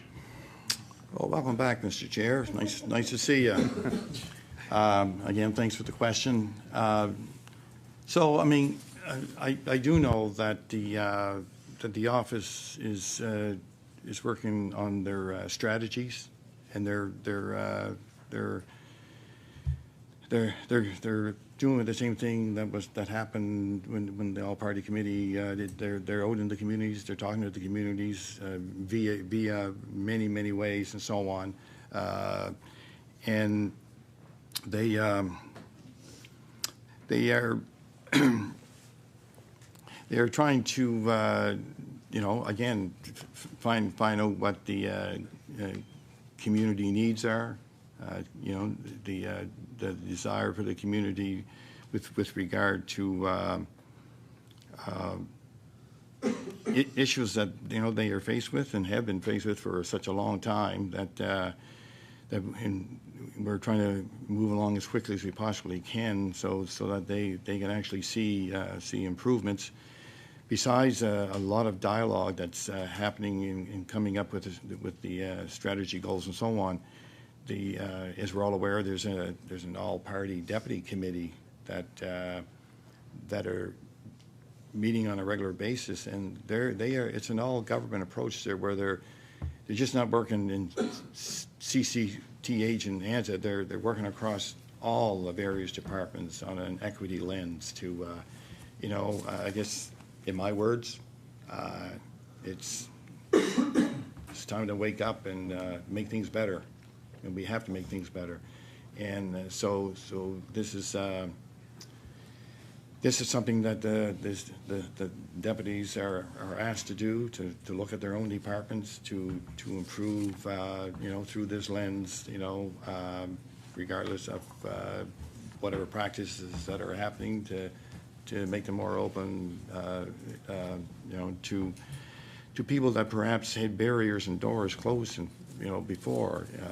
So to me, I'm very pleased to see that facet, that part that's happening right now, that it's not an isolated group trying to do this. It's spread right across the various government departments, and I'm hoping that we'll see the dividends from that going forward. I recognize the honourable member for Halifax Needham. Thank you. Thank you very much, Mr. Chair. I'm really glad to hear that. I think all levels of government needs to be able to have these conversations, and as uncomfortable as they may be, we all need to be able to open our eyes and understand that it's not like that for everyone, and we all have unique experiences that we bring to the table. So I'm going to ask this question, but I'm pretty sure I know this answer because I just heard it earlier, but I'm also going to respond to it, so just bear with me. Is the department, do they have a commitment to develop an African Nova Scotian policing strategy? I recognize the Honourable Minister of Community, Culture, Tourism and Heritage. That question, again, would have to be directed to the Minister of Justice, really. Yeah. Now, having said that, our department, especially through ANZA, will always be there to support any initiatives. So although it's something that the Department of Justice would be involved in, we would be very pleased to, and the reason being is because one thing I can say about this department, including ANZA, we have our pulse on every spot in this province because of the nature of the department. The department has tentacles everywhere because there's so many things going on in that department. I mean, there's 77 funding grants as an example. But there's so many things going on, with public libraries, with book publishers, arts and culture, sports and recreation. That we're connected. We're definitely connected to every community in the province. And one thing that I like about the department is something will be brought to my attention. I'll go back to the department to talk to someone in that particular sector, and they already know about it. And they know about it because they get feet on the ground in that community. They know what's going on. So it just makes life so much easier, and you can move things so much quicker with that. So having said that, absolutely, we I mean, we're there to support any initiative that the communities want. And there's any way that, we can assist or help or move things along, mainly because, I mean, we're into a lot of the communities talking to them. And we'll leave it at that for now. The honourable member for Halifax Needham. Thank you, Mr. Chair. I'm glad you said that, because I was going to say I spoke to the Justice Minister during estimates, and he said the exact same thing. And so he's passed it off to the department. And I'm like, well, if it has to do with African Nova Scotians, you should be very aware of what is happening within all of those departments. So thank you for that answer.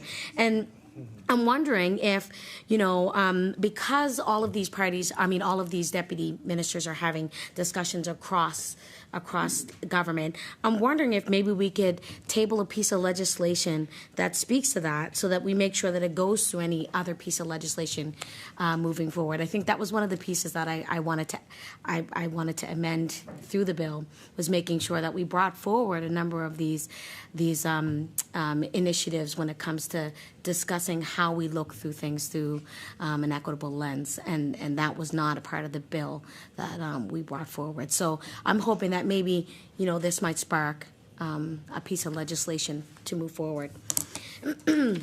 So okay.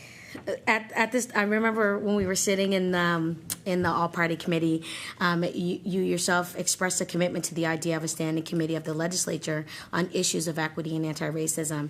I'm curious to know, are you still committed, and will you make it happen?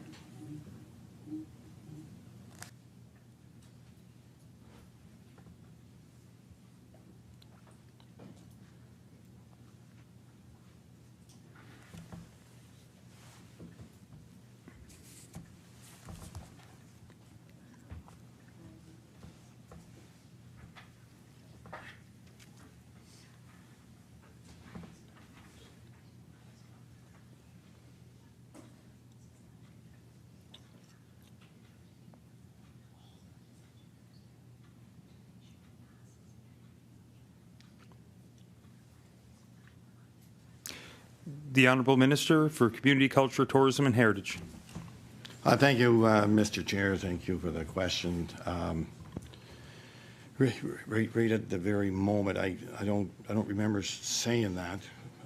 However, that's a matter as far as like my answer to that is, at the present time, my understanding is the government is interested in working across all government through a committee of the deputy ministers, and as opposed to, at the present time, a standing committee. So right now, as it stands, that's the route that he's had to take. We're going to get all our deputies together, and that's going to be the top priority, and we want to see some action and some improvement across our various departments in government. The Honourable Member for Halifax Needham. So thank you, Mr. Chair. Going back to the bill, I'm just wondering, is there any funding that ANSA is put forward for the strategy? I mean, we talked about how they're doing consultation and stuff now as a part of the bill that was put forward. Is there any funding attached to that now, based on the work that they're doing with the strategy and consultation?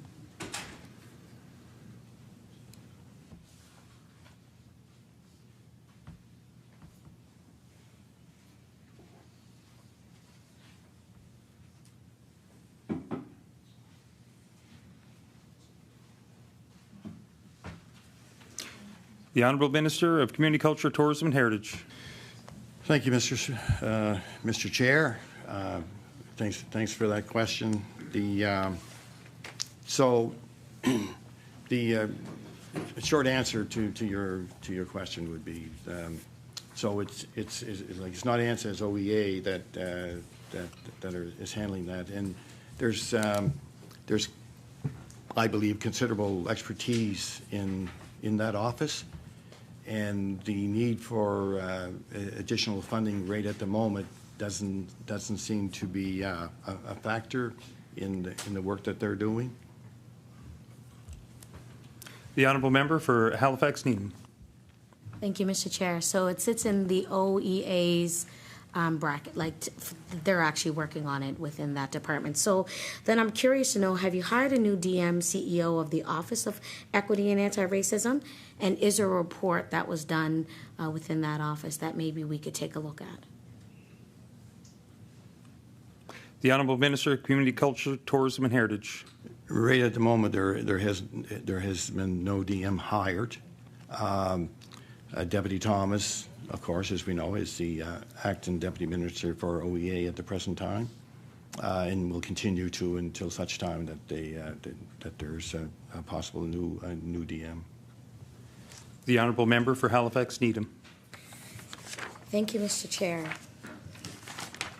That's a lot of work. It's a lot to take on be a Deputy Minister of Justice and of the Office of Equity and Anti-Racism. So I mean and it's been for some time.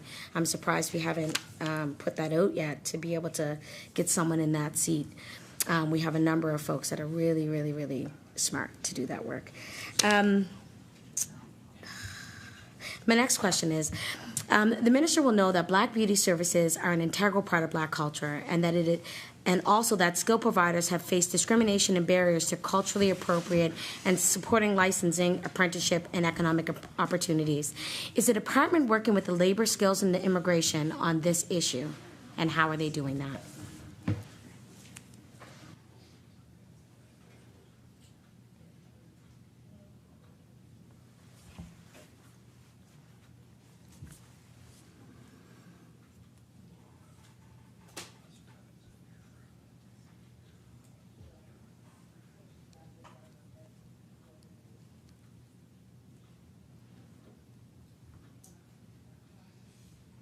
The Honourable Minister of Community Culture, Tourism and Heritage. Thank you, Mr. Chair. Thanks again. Thanks for that question. It's like a LSI issue, but what I can say is there's a considerable amount of dialogue going on, if I may call it, in the industry, like the dialogue going on, of course, is it's having people that are interested in this industry to be heard, to have their skills recognized, for example, and to become certified practitioners in the province.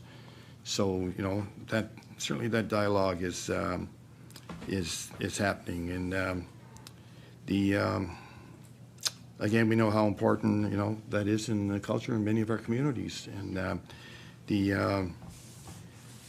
there's been a lot of communities that have involved in the consultation in this process and engagement to share what they believe a voluntary trade program for natural care services could be provided and would be provided like in our province, like so with the destination of a Black beauty culture innovator is a trade, existing practitioners and those new to the occupation, as a result of this, should have access to a new training program forward, like, and be able to have the skills that they have and the skills that they're going to learn recognized, through the certification program. The Honourable Member for Halifax Needham. Thank you, Mr. Chair. So I just want to make sure that I'm hearing that you, as the Minister of African Nova Scotian Affairs, are advocating on behalf of those beauty services to be able to make sure that they can get the accreditation that they need.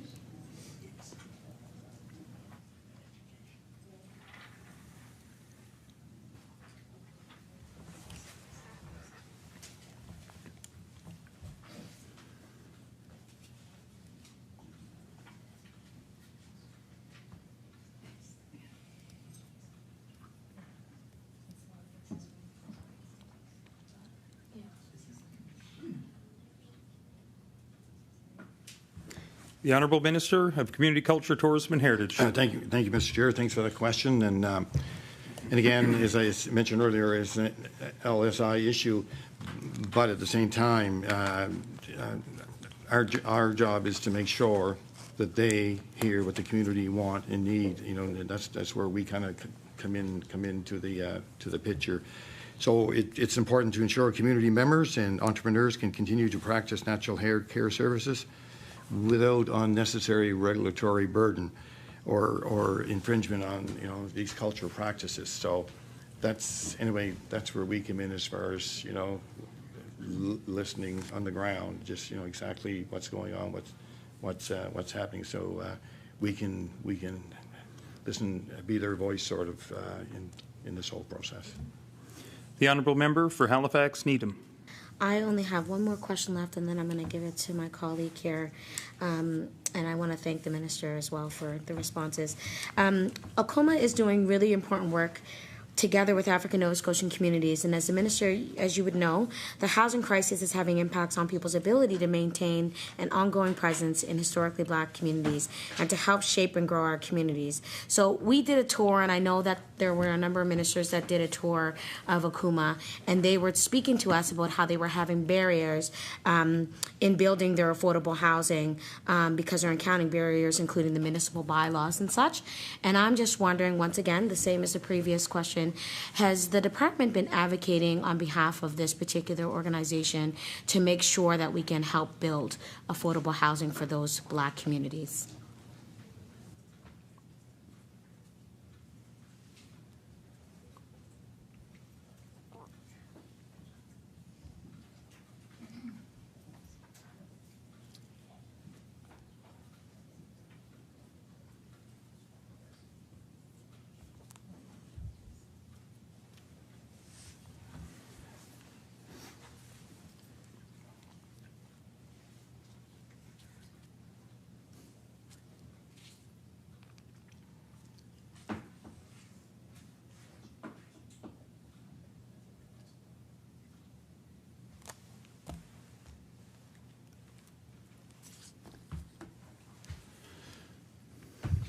I recognize the Honourable Minister of Community Culture, Tourism and Heritage. Thank you, Mr. Chair, and thank you for the question. And I guess the short answer to that is, well, you know, we're working with the board, okay, and key partners, and it's sort of like I guess it's like an all community perspective, you know, endeavor like.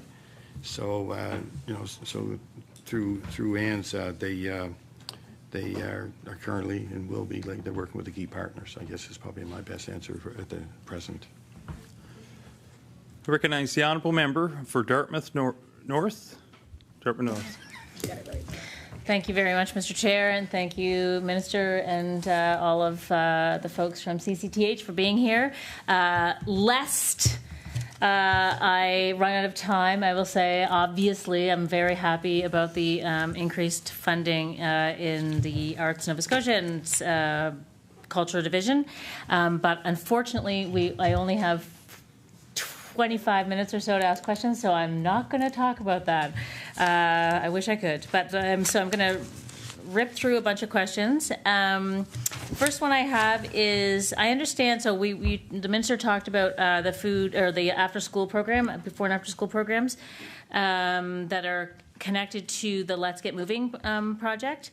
So how much money is in the budget for this program this year? Is it an increase from last year? How many spaces are funded? And a question that's not on my paper, but I'm curious about, is how, I didn't realize that these programs or these spaces were connected with the Let's Get Moving thing. So how do we make sure, or does the department make sure that that the programs actually get kids moving? So is there a curriculum? Are there checklists? Are there what? Outcomes that we're looking for? That kind of thing. Recognize the Honourable Minister of Community, Culture, Tourism and Heritage. Thank you, Mr. Chair, and I will attempt to answer those 13 questions. But no, only 4. No. Anyway, I'll make some comments, and then from that you'll be able to circle and come back and ask more. But the dollar value for the food security in the province, of course, was in Oh, sorry, the after-school program. After school program. So it's, there is a Canada-wide agreement. It's funded by education, and it flows through to us, and we'll get the numbers in a second. And the staff work closely with the regional physical activity managers and outcomes. And there are delivery standards that they have to follow.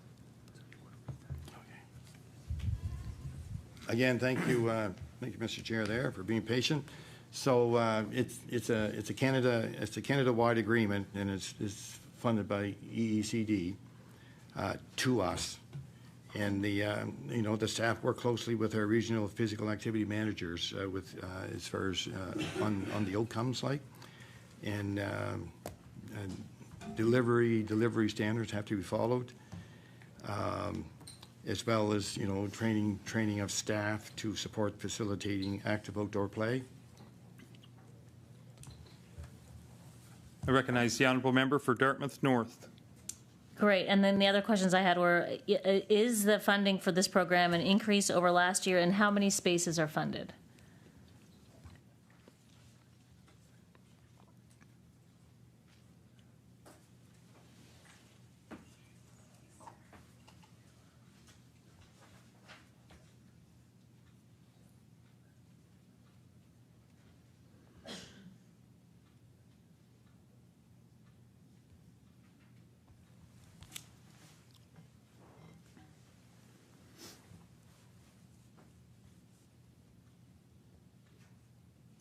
Recognize the Honourable Minister of Community Culture, Tourism and Heritage. Thank you, Mr. Chair, and thank you for the question. So the budget for 23-24 has increased. It's increased by approximately 400,000. That's for And that's for all the landscape strategy, not just before and after. yeah, that's for all the strategies. But there's 1,300 spots. And right at the moment, I don't have on my fingertips just exactly how many, as far as the before and after program. It's information we could probably get, but I don't have it at my fingertips. I recognize the honourable member for Dartmouth North. That would be great if it's possible to get that information, after tonight, and also just because I don't have much time, if there is a projection with if the increase is going towards new spots, that would be great to know. But don't answer that now. I want to ask about film and television for a quick second. There's an increase in the film incentive fund for this year. Is that because it's expected that there will be more film and TV, happening and requests made to the fund? Recognize. Nope.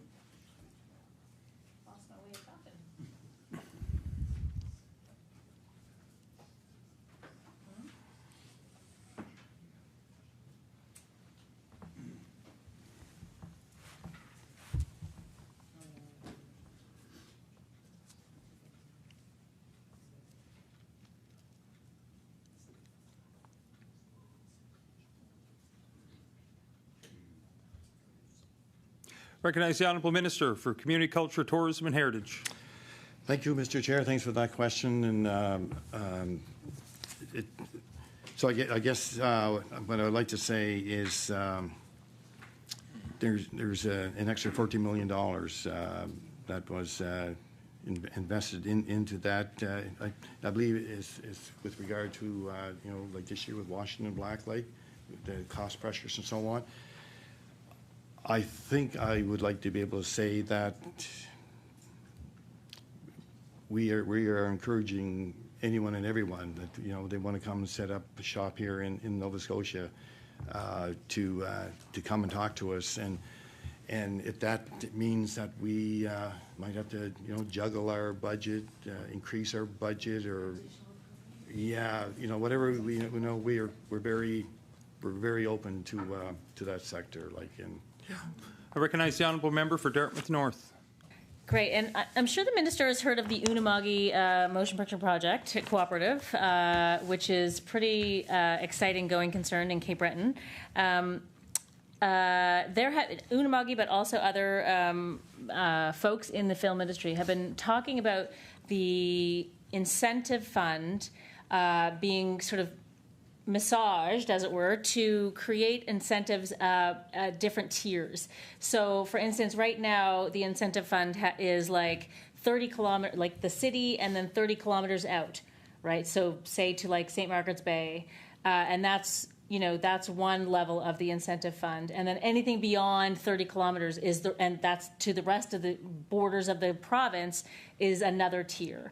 But it makes sense that anyone who's shooting in Chester, for instance, is getting a higher incentive, but their crews can drive back and forth to Halifax, for instance. So it's costs them less money for a better incentive. But that disadvantages people in Yarmouth or Sydney or places that are actually far from the capital. Wondering if the department is looking at a tiered incentive fund to encourage more film and TV activity outside of the centre. Recognize the Honourable Minister of Community Culture, Tourism and Heritage. Yeah, it's kind of ironic that you mentioned that, because just recently we've been discussing that and talking about that, and we are definitely considering this request.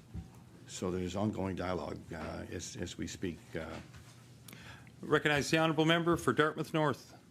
Great, I'm glad to hear that, and I will ask for an update probably in the fall session. Would the minister be able to provide an update of what's happening with the funding for book publishers in the province, the total amount of funding for this year over last year, and the timeline for applications and distributing the funding? Given that we just went through an overhaul.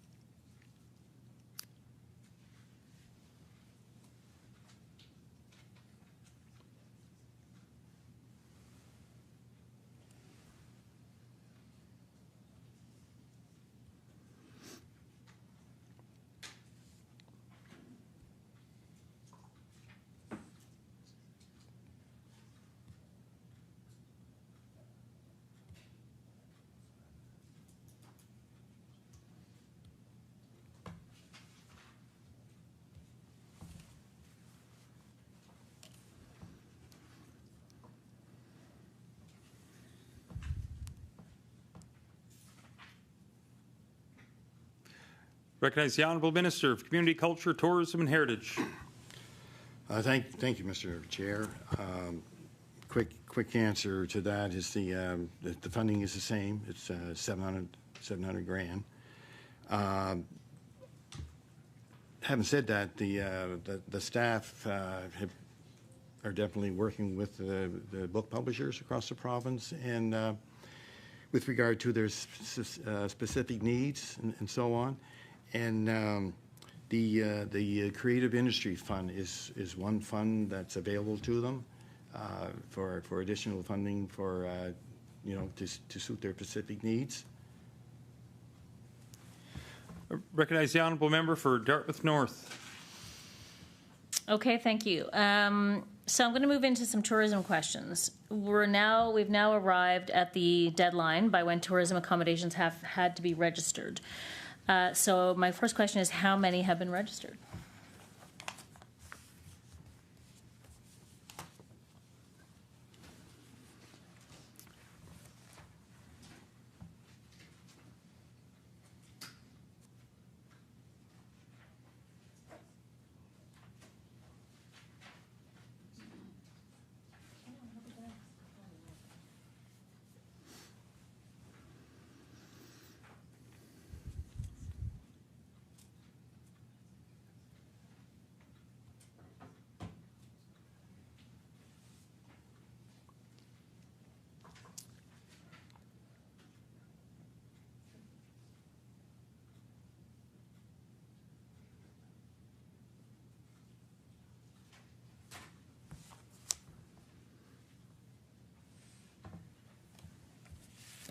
Recognize the Honourable Minister of Community Culture, Tourism and Heritage.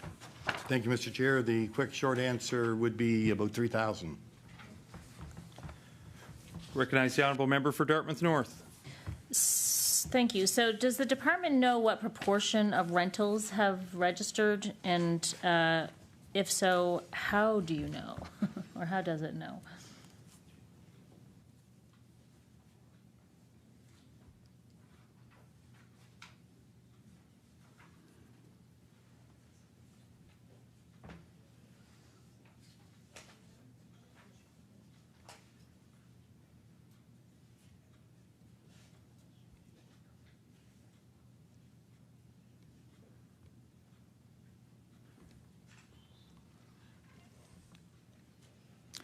Recognize the Honourable Minister of Community Culture, Tourism and Heritage. Thank you, Mr. Chair. And this information I'm going to pass on to you is up today. Okay, it's new information, and the breakdown is 13% hotels, inns, motels, resorts, bed and breakfast, 13%. Cottages, cabins, tiny homes, unusual lodging like domes, camping trailers, and so on, 31%. Entire apartments, condos, houses, and vacation homes, 36%. Rooms in a home, self-contained secondary suite like a basement apartment, or a loft and a garage, 20%. I recognize the Honourable Member for Dartmouth North. Great, thank you for that. Will the government do inspections or enforcement of registration?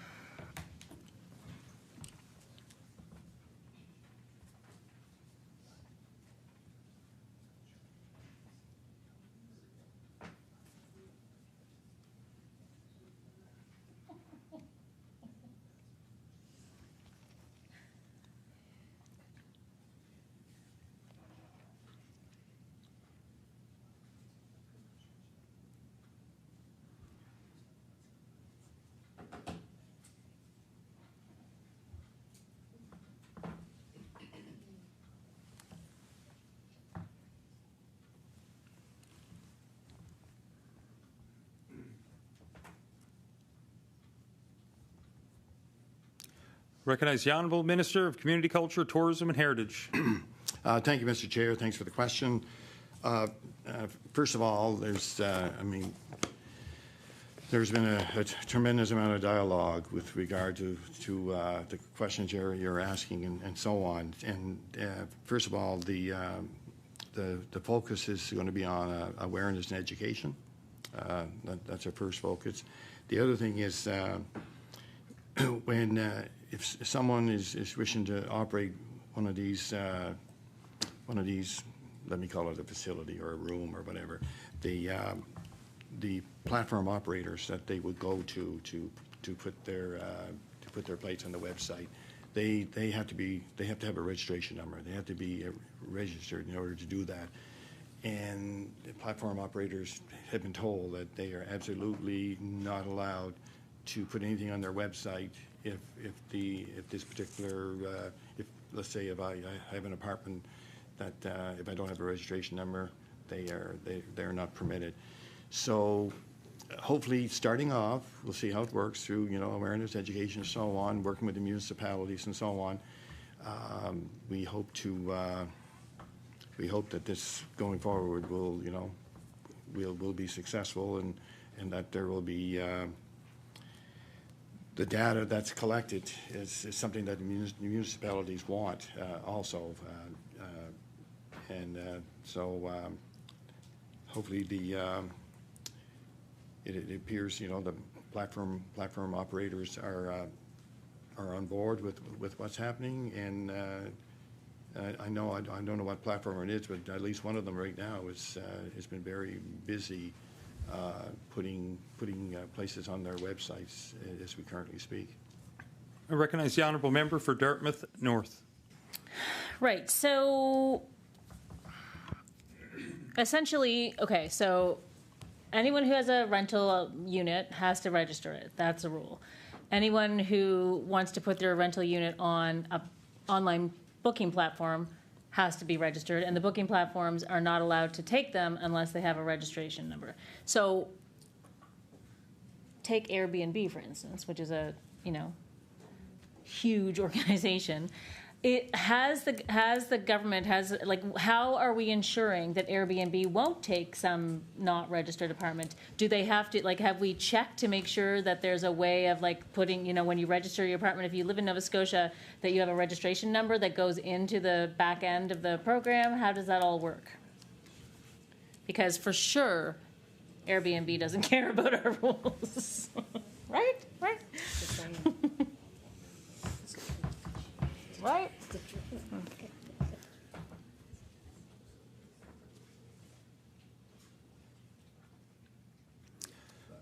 Recognize the Honourable Minister of Community Culture, Tourism and Heritage. Yeah, thank you, Mr. Chair. Thank you for the question.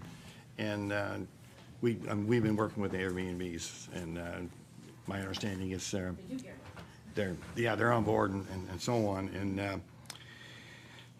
their registration numbers have to be shown, and if they're not, they're kind of violating the. Recognize the Honourable Member for Dartmouth North. Okay, so when will the government begin collecting fees from the registrants, and how much revenue is estimated from the registry for this year?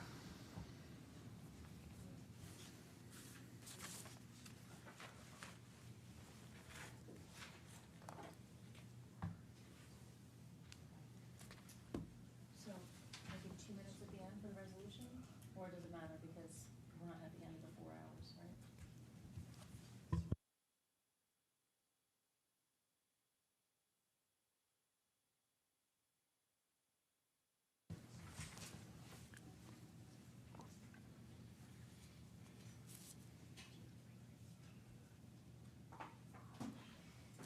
Recognize the Honourable Minister of Community Culture, Tourism and Heritage.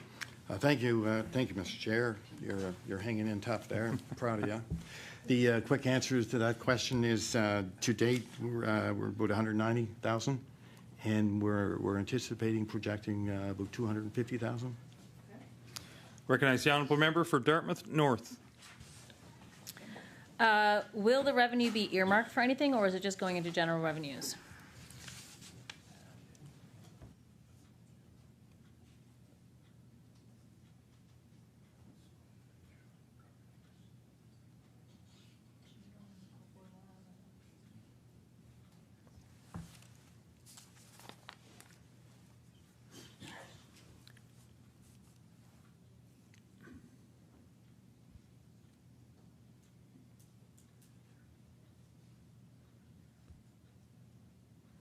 Recognize the Honourable Minister of Community Culture, Tourism and Heritage.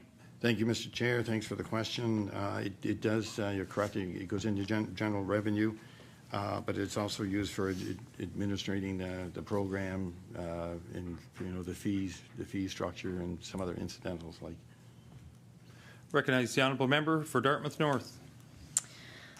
Great. So how do we know if someone doesn't register their property and therefore is liable for a $7,500 fine? And how many fines of $7,500 have been issued for people who are operating short-term rentals or platform operators that have not registered?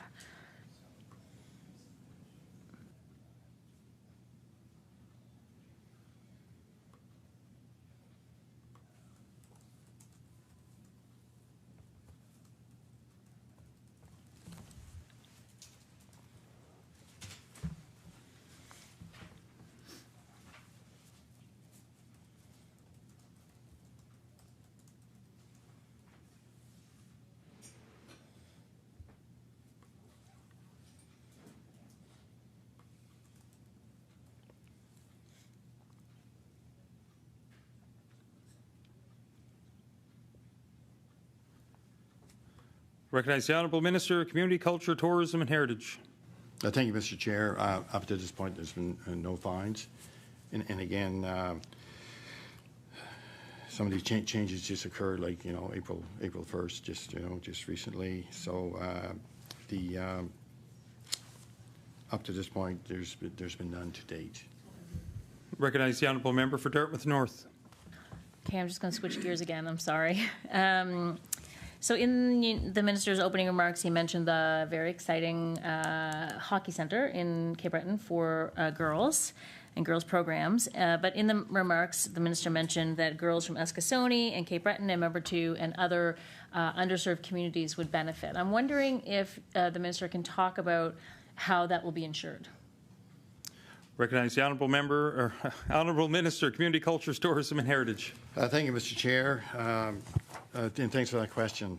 I'm excited wherever they can put these facilities into, I like to see every community have facilities like that. But so in Cape Breton, the female organization Hockey in CBRM, they actually, I believe, have more females playing hockey than they do males.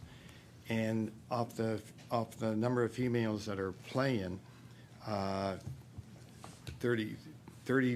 of them are from minority groups. Like there's a large number of female hockey players, from Escasoni, from Member 2, that are playing in the organization. And but it's so important to have this place resurrected after not being used for a few years. Is the fact that I've talked to, had several conversations with the organization with the president and so on. I looked at a provincial report about female hockey in the province, and literally it was, in my words, kind of disgusting. The fact that these female teams rarely had the opportunity to invite teams into Cape Breton Island to play a home game because there's just no ice available. And I've coached for a pile of years, and I've seen that too often, too much. Of my 6 kids, 3 are girls. They all played hockey. They played university hockey and so on, and it was painful at times. So it's just to have that facility. I think it's the first one in Canada, maybe North America, as far as a home rink. I only have 4 minutes left. Can I ask for a follow-up? I could talk for 4 hours on that, but yeah. I recognize the honourable member for Dartmouth North. So great, me too. I'm excited. I'm a hockey mom now. It is like life-changing in many ways, but it's really expensive. So even though we in Dartmouth North have a 4-pad, so hockey is accessible to the underserved community of Dartmouth North, except that people in Dartmouth North can't afford to play hockey. So I'm wondering, I guess my last question is, how is the department going to make sure, is the funding for this facility tied to accessibility for underserved, I don't mean IE, but for underserved and underfunded communities, as it were. So how are we going to make sure that all those amazing girls can afford to play hockey too? Right. Recognize the honourable minister, Community Culture, Tourism and Heritage. Thank you, Mr. Chair. And then moving forward, if that's a barrier or that's an obstacle, we'll be trying to knock those doors down. As an example of, I mentioned earlier, kids sport. Mm-hmm. So the investment is $405,000, which support children who need financial assistance with sport registration fees and also equipment costs. There's, I think, over 1,650 youth were supported in this past current winter. The BGC Halifax, formerly the Boys and Girls Club of Halifax, there was an investment of $50,000 for an accessibility project to provide children with the equipment they need to meaningfully participate in sports and so on. So we've had a number of discussions with regard to that question that you had, because it's critically important. And can I keep talking about sports? May I? Recognize the honourable member for Dartmouth North. Last question. The minister has talked about how the deputy ministers look at everything with an equity and diversity lens, but I'm wondering if there is anything that you can table or that any of the deputy ministers can table about like what the lens is. Like when you take a piece of legislation, does it go through an equity diversity lens and then it's graded? Is there a metric? Is there any information about that? Because just to say something goes through a lens doesn't necessarily mean it's passed. It has a passing grade when it goes through the lens. So how are we making sure our legislation is good? Recognize the Honourable Minister of Community Culture, Tourism and Heritage. Yeah, a quick answer to that is looking through this equity lens. It's looking at all the programs and policies and practices of each individual department. What their policies and programs look like, their hiring practices, their training, their EDI training within a specific department. So all those types of things are happening, and we the OEAs are pushing that, and the deputies meet and Order. That concludes the questioning for the NDP. I believe all parties indicated that they were done with that, concluded the rounds of questioning. I would entertain the minister for some closing remarks, if he has any. How much? You're done. We're done. Oh, I haven't done all my life. Yeah. I have a couple of minutes, or. The Honourable Minister of Community Culture, Tourism and Heritage. So in answer to my question, I have 2-3 minutes, or Whatever you need. oh, whatever I need. That's the wrong answer. Oh, thank you, Mr. Chair, and I want to thank my colleagues in the legislature, everyone that had the opportunity to ask questions, and I want them to know that my door is open all the time. Feel free to approach me, call me, trip over me, whatever you have to do to get my attention, and I'll do everything to make sure that the right contacts are there for you, and that you'll get the answers that you need. Because I think that's our job, and that's what we should be doing every day in our work in our community. And also I want to thank the people I work with, my deputy, my associate deputy, my ADM, all my executive directors and managers and staff. I've heard the word I'm blessed. Well, I am. I'm blessed with a tremendous amount of good people in our department. I'm sure MLA Ince would agree with me. It's the best department in government, and it's one department that is, I think, more than most, not all, but most departments is connected to everything. We're just literally connected. Every community, we have a finger or a thumb in there doing something across the province, just because of the nature of what the department is compromised of. Like there's so many tentacles out there. It's incredible. So yeah, so I want to take this opportunity to thank my department. They've had one busy last couple months, working very hard to make sure things were tidy at the end of the day, March 31st. So I certainly greatly appreciate that. And Mr. Chair, if they can get along with me, they can get along with everyone, or anyone. Okay, so we know that also. So Mr. Chair, E3 resolved that a sum not exceeding $170,492,000 be granted to the Lieutenant Governor to defray expenses in respect of the Department of Communities, Culture, Tourism and Heritage pursuant to the estimate. Could you also move E28? E28.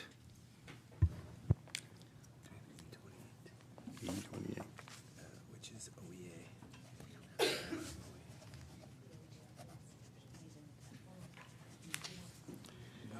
Could I read the same? Here we go.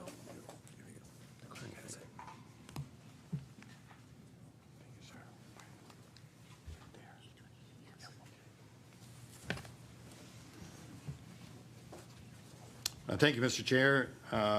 E28, resolved that a sum not exceeding $4,681,000 be granted to the Lieutenant Governor to defray expenses in respect to of the Office of Equity and Anti-Racism Initiatives pursuant to the estimate. Shall the resolution stand? The resolution stood.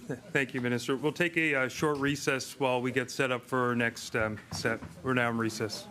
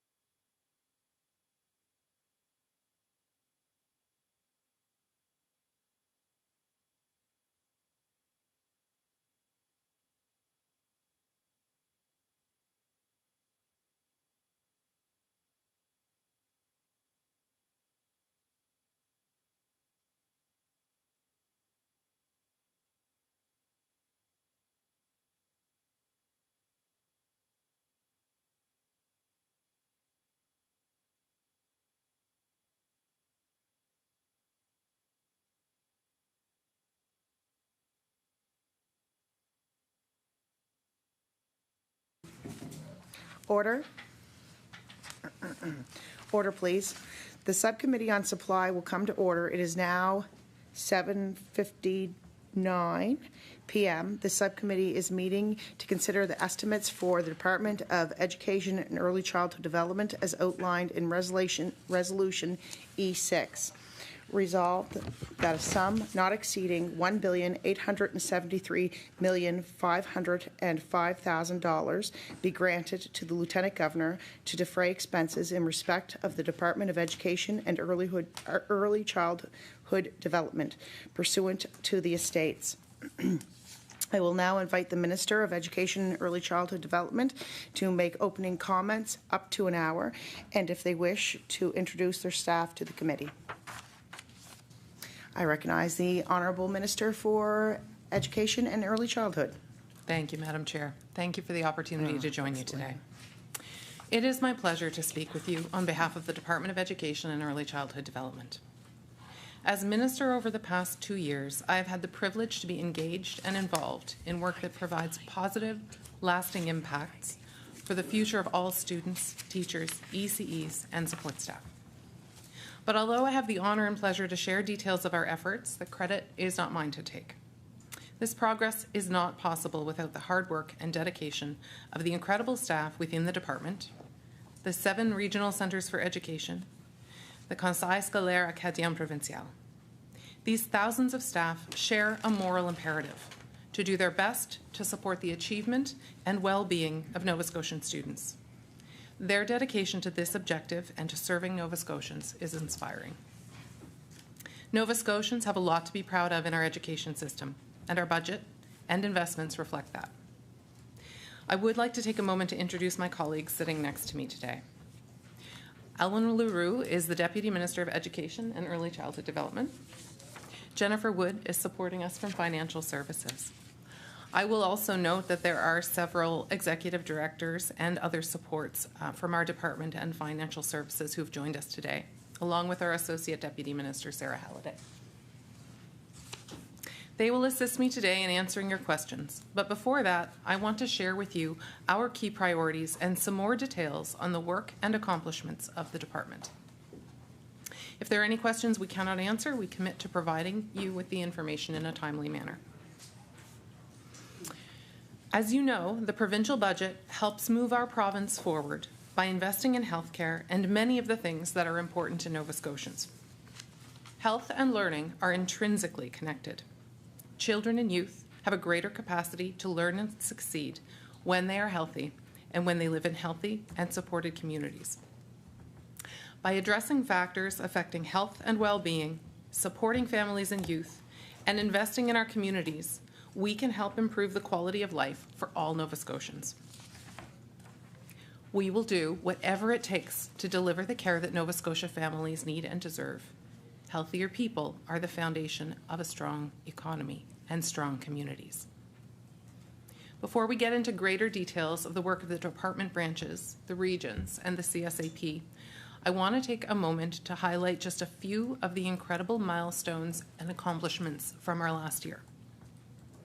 The breadth of these achievements speaks to the commitment of our government in making communities healthier and making life more affordable for families and children in our province. In the last year, we celebrated Nova Scotia's first Black Excellence Day. We introduced a new literacy framework for our young learners. We provided additional mental health and wellness resources to teachers and to students. We continued to add inclusive education support positions in our schools, now totaling more than 1,000 positions over the last 5 years. We cut parent fees for childcare in half. We created 1,100 new childcare spaces across the province. And we made monumental investments in better wages for early childhood educators working in licensed childcare facilities, increasing wages for most workers by 14 to 43%. These are a few of the accomplishments that we as a government are proud of, and I am very excited to speak of some highlights of the 2023-2024 budget and our plan to enhance the already strong public school system and build on our early childhood learning and development sector.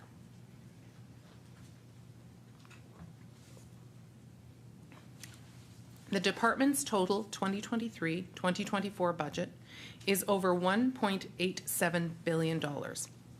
This is an increase of $122 million, or 7%, from the 2022-2023 budget. The most significant increases include the compensation framework for early childhood educators, public education funding, and classroom hardware for students and teachers. And I'll speak more about these areas shortly. This budget reflects our commitment to making a real difference in the lives of children, students, and their families. So I want to start with the early years.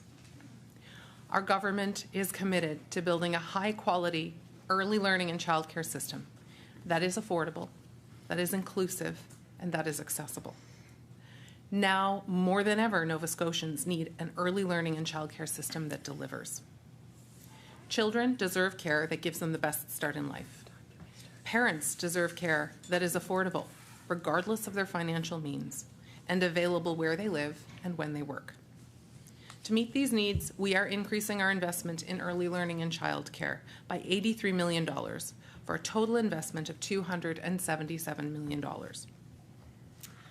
$42.1 million of this new investment is funded by the federal government under the Canada-wide Early Learning and Childcare Agreement. But importantly, $40 million of that is new investment funded by the province to support ECE's compensation framework. And another $1 million is for workforce initiatives.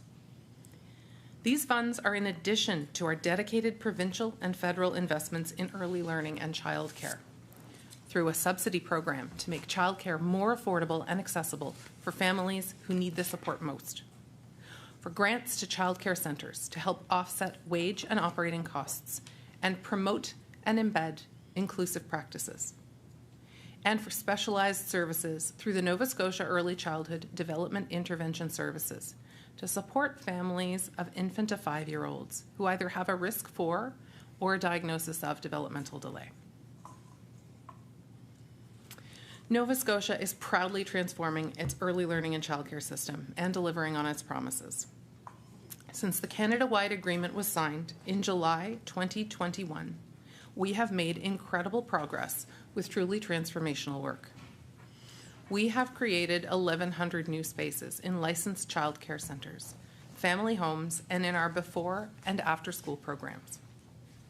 We have cut parent fees by 50% on average as of December 31st, 2022, and plans are on track to achieve an average of $10 a day for childcare by 2026. We've introduced a wage scale and have increased wages for 95% of ECEs working in licensed childcare facilities. Over 1,400 students have enrolled in ECE training programs. Over 200 students graduated in the fall of 2022, and we anticipate another 400 ECE graduates by August 31, 2023. Over half of these graduates are new to the sector. This year, we will also see the first graduating class of the ECE Advanced Practitioners Program, which is being offered to provide experienced ECEs the opportunity to enhance their skills in specific areas of specialization, like infant care or outdoor play. In recognition of this enhancement, we are introducing a $1.50 per hour wage premium for ECEs with an Advanced Practitioner Program certificate. Work is also ongoing to ensure a culturally relevant, play-based curriculum and accessible professional development to build capacity in this important sector. Early childhood educators are skilled, talented professionals, and they are at the heart of our children's early learning journey. As promised last fall, through our partnership with the federal government, Nova Scotia made one of the single largest investments in early childhood education in our province's history. We delivered higher wages for ECEs, increasing wages for ECEs in licensed childcare by 14 to 43%. We made wage increases retroactive to July 4th, 2022. And as part of our commitment to regular wage increases, we tied ECE wages to public sector increases for the first time ever in ECE and ECEs in childcare have already received their first public sector increase, another raise of 3% as of April 1st, 2023. In addition, we are planning to roll out a standardized level of benefits and retirement savings by the end of this year. The work of standardizing and professionalizing ECE wages was decades overdue, and it is a foundational step to delivering high-quality childcare and transforming a patchwork market of childcare to a publicly funded and publicly managed system.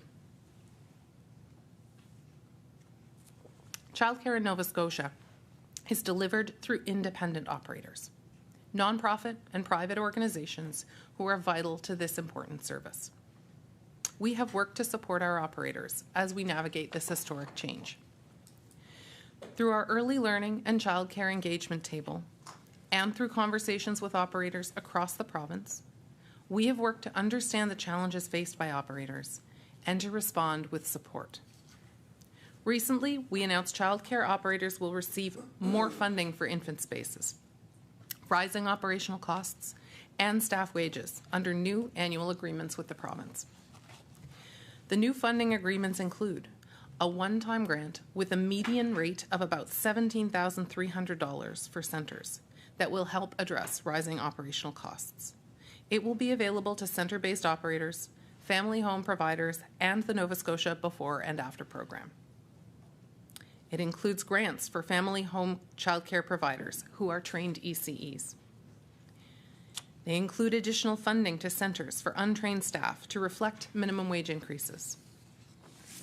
In addition, the daily funding amount childcare operators receive for infant programs will more than double to support the addition of infant spaces across the province.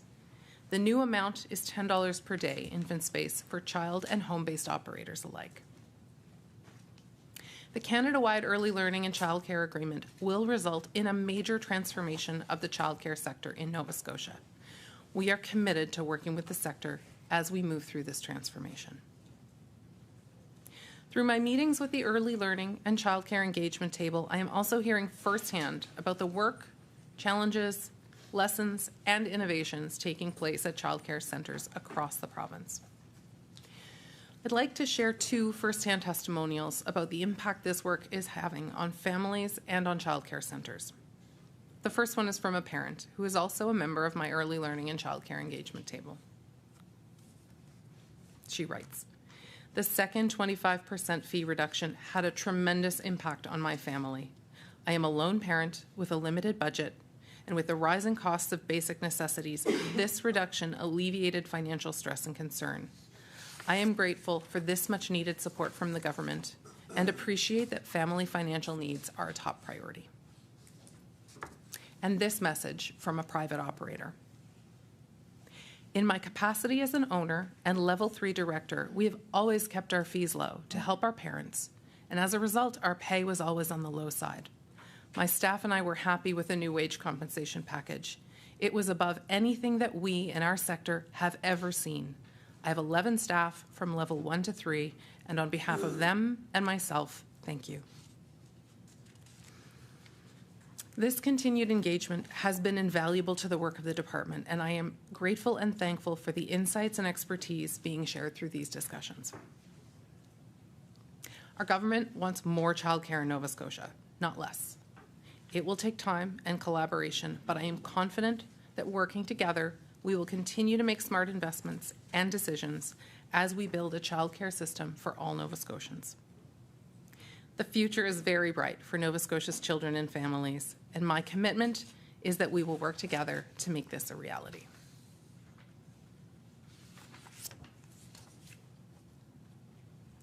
I would also like to share with you two new programs being offered at Nova Scotia community colleges for individuals studying to become ECEs.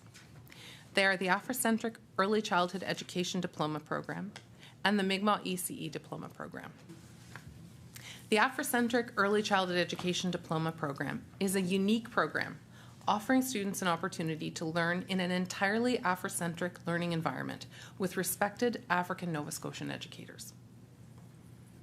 Last November, the first 18 graduates of this program were celebrated by family and friends, the campus, and broader community in a ceremony at Akerley campus in Dartmouth. These new grads are now taking their next steps to reshape what representation looks like in the early learning field across Nova Scotia. The Mi'kmaq ECE Diploma Program, also part of our Supporting Quality Through Workforce Development, is a collaborative project with Mi'kmaq Ginamatame, or MK, who support Indigenous education initiatives and the NSCC. This program, designed specifically for Mi'kmaq students, began in April 2022 and provides a part-time opportunity for those working in the sector to gain their ECE diploma. We are pleased to announce that a full-time program will begin in September of 2023. Children benefit from seeing diversity in their environment, not just hearing about it. Congratulations to all who have graduated from these excellent programs. I also want to give a big thanks to NSCC for immersing these amazing programs into their curriculum. Now I'd like to speak to our public education system from pre-primary to grade 12. Every student deserves an education that enables them to succeed. As we recover from the pandemic, it is more important than ever that we work with educators to provide families with an education system that meets our students where they are and supports them to be the best that they can be. As we all know, teachers are important to students, families, and our communities. They are the role models who guide students in developing their skills and helping to build their futures. We have more teachers per student in our Nova Scotia public schools than ever before. There are approximately 10,000 teachers and 2,600 substitutes, including almost 100 new classroom teachers that were hired this school year. As of September 2022, we now have a total of 129,121 children from pre-primary to grade 12 in our public schools, an increase of almost 4,000 students compared to last year. For the first time in many, many years, we have seen enrollment growth in every single region in our province. This is a reflection of our province's population and economic growth, and we are happy to welcome all children into our schools. The total budget for the public education funding this fiscal year is $1.289 billion, compared to $1.270 billion last year. With all sources, the overall budget for public education funding has gone up by $57.5 million, or an overall increase of nearly 4%. This funding will hire more teachers for our growing enrollment, address inflation, and provide additional supports for newcomers across our province. There is $6 million more to refresh classroom technology, including Chromebooks for students, and $2.7 million more for the pre-primary program to increase classroom supports. Additionally, our provincial capital plan allocates $241 million more to build and renovate schools across the province, including $24 million more for capital repairs and $40 million for new modular learning spaces. We've been successful in hiring and retaining more teachers for our schools, together with the Regional Centres for Education, Conseil Scolaire Acadien Provincial, and the Nova Scotia Education Common Services Bureau. We continue to collaborate to create coordinated, multi-layered initiatives, and I'm proud of the work we've done thus far. That work includes establishing a teachers recruitment and retention working group, adding more than 1,000 inclusive education supports, programs, and positions to the public school system over the past 5 years, increasing the number of days retired teachers can substitute from 69.5 days to 99.5, providing graduating BED students with the opportunity to substitute while completing their practicum last year, an initiative we hope to repeat again this year, issuing over 400 permits to substitutes to date within the 2022-2023 school year, supporting the professional learning teachers, and continuing to maintain class caps throughout all grade levels. None of these accomplishments could be done without the Nova Scotia Teachers Union, the Public School Administrators Association of Nova Scotia, Nova Scotia universities, and all of our other educational partners who help us champion the opportunities for our public education system.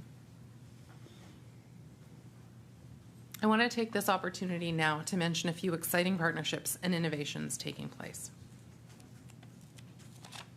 The first is the creation of a new community-guided pilot project called Equity in Action Mi'kma'ki, which has been made possible through a partnership between Departmental Mi'kmaq Services Branch, Sapanagati community members, and Chignecto Central Regional Centre for Education staff. Their goal has been to identify and address systemic barriers impacting the well-being and achievement of Mi'kmaq and Indigenous students. This is a collaborative process where First Voice of Mi'kmaq and Indigenous students, families, and communities are valued and essential toward guiding the creation of meaningful change. Next, a new partnership with the Delmore Buddy Day Learning Institute is facilitating the delivery of part-time BED programs for African Nova Scotians, enabling participants to continue to work while completing their BED program. A Mi'kmaq language course can now be taken by students to fulfill their second language requirement in Nova Scotian schools. This curriculum is not organized by grade, but by stages of language development to meet the needs of all learners based on their level of language development. A 3-year partnership with Prep Academy is providing supports for African Nova Scotia students in grades 10 to 12. This academy is a community-based nonprofit organization that supports access and success in college and university for African Nova Scotian students. Last, but certainly not least, we're developing a groundbreaking new pilot course beginning in February 2024 called Netgalimk and the Environment 11, with a focus on land-based experiences. Netgalimk is a way of life for Mi'kmaq people, as it embeds understandings of how a person should live their life on Mother Earth, where spirit guides the heart, mind, and actions. Tuaid Seeing, or Edawaptamunk, as it's known in Mi'kmaq, is a blending of the strengths of Indigenous knowledge with Western science. These are just some of the examples of relationships that elevate our important work and the innovative programming that these collaborations can yield. We look forward to strengthening these relationships further. How are our students doing? This is a fundamental question that all parents and guardians have, and one that I ask our educators regularly. It is the root of every conversation we have and all of the work that we do. As we know, Nova Scotia children are bright, they are creative, and they are eager to learn. And as minister, I see a system that is dedicated to the success and well-being of those students. One of the ways that we assess how our students are doing is through provincial assessments, and Nova Scotians can see the results of the latest provincial examinations and assessments online. Like other jurisdictions, the results from last year confirm that Nova Scotia students were impacted by COVID-19. So what are we doing to ensure ongoing success? I'm proud to say that we're working in partnership with our educators, who are some of the best in the world. Together, we have many new and ongoing programs and supports that will help our students be the best that they can be. We're working to boost student achievement and well-being, to address long-standing barriers that impact achievement, including those experienced by Mi'kmaq students and students of African descent, and address the unique challenges caused by some of the learning interruptions during the last 3 years. Some examples of that work include a new approach to literacy, especially in grades primary to 2, with a greater focus on phonics and phonological awareness. This approach was introduced this year, and we are continuing to work with teachers and other school staff on implementation. An enhanced focus on reading and writing, including a better balance of nonfiction and fiction, to ensure that reading material in school engages and excites all of our students. Software to support student learning in mathematics, in reading, and in writing. A new physical activity framework in September of 2023. Continued investments in supports under our inclusive education policy. Ongoing support for treaty education. New professional learning opportunities for teachers, such as in the areas of mental health and Mi'kmaq ways of being and knowing.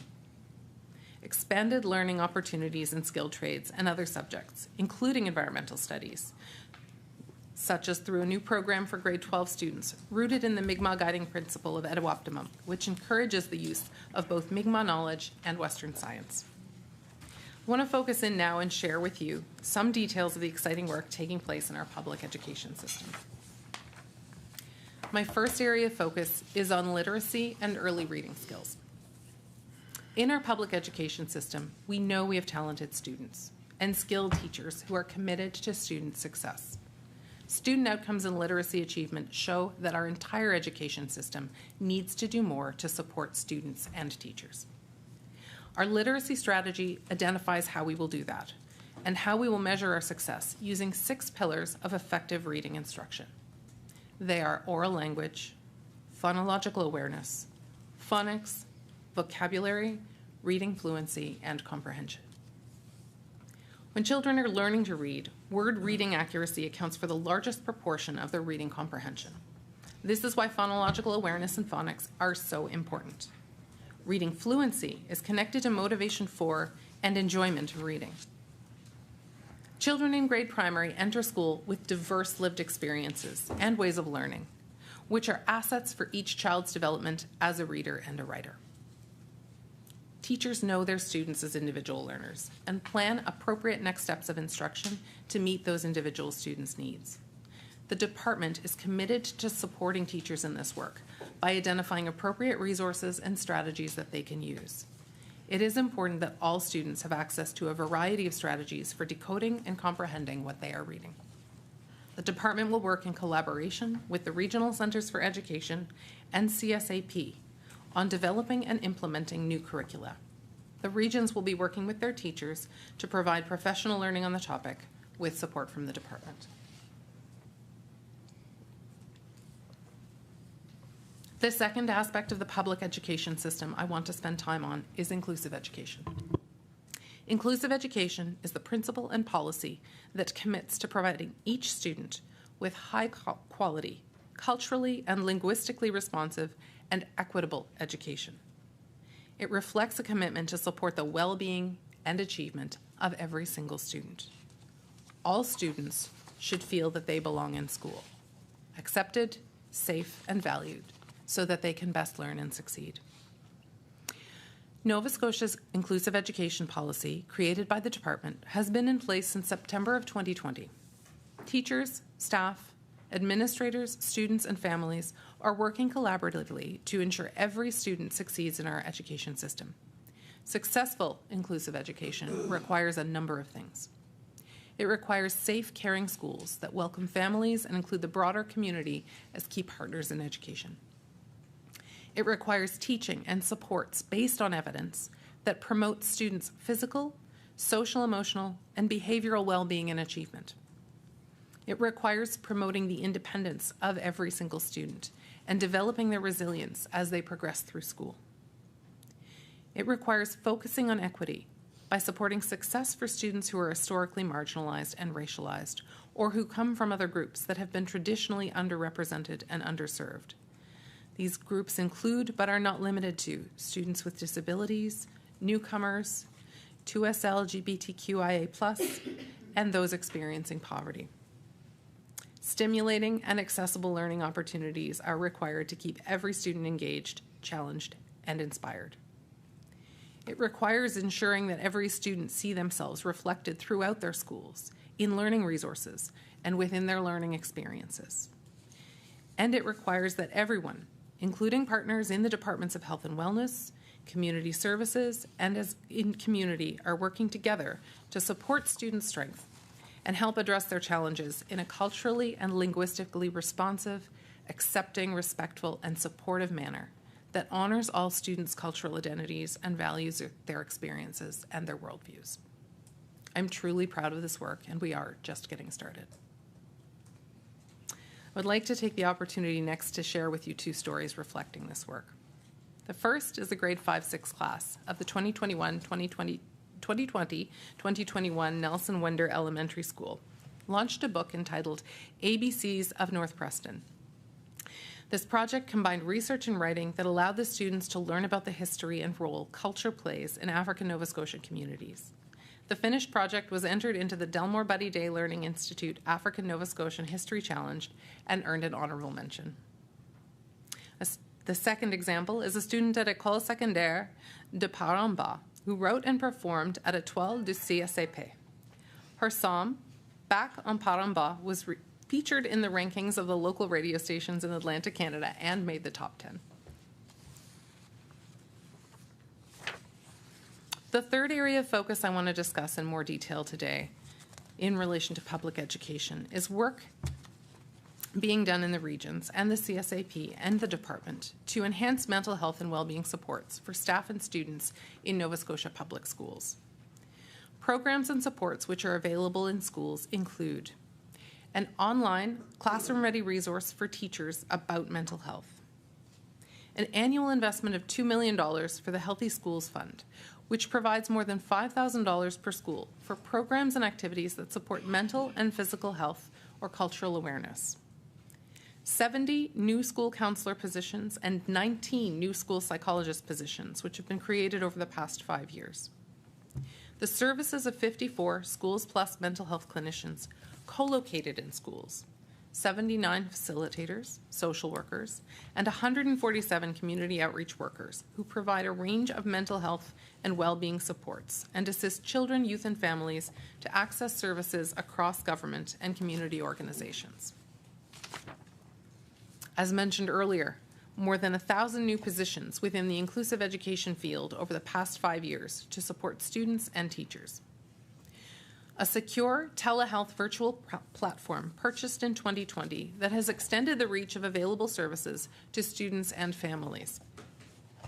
There are 1,000 licenses currently allocated to specialists within the system, and recently announced a new mental health and wellness grant and additional online resources for every school.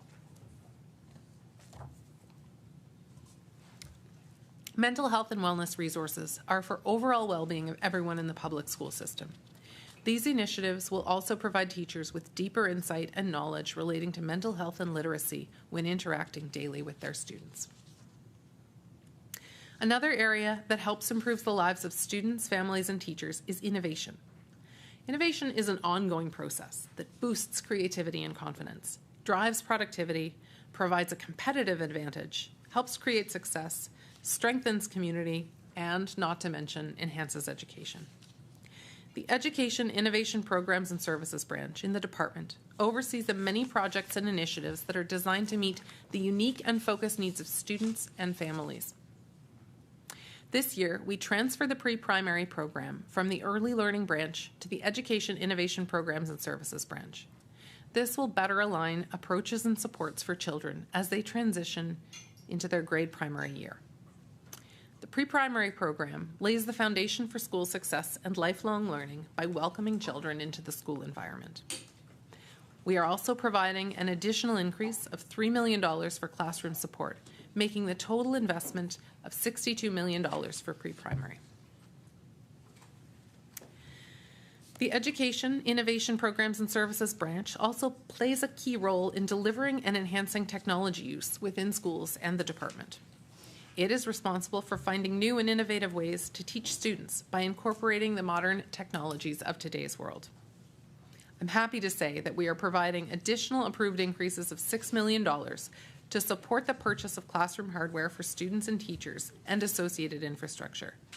This is in addition to $4 million in technology purchases from 2022-2023. These investments allow us to put modern technology in the hands of our students and teachers so that they can thrive in their classrooms and at home. One program that falls within the Education, Innovation Programs and Services branch is Options and Opportunities, otherwise known as the O2 program. And I'd like to share a good news story from a high school student who graduated in 2022 and took the O2 program.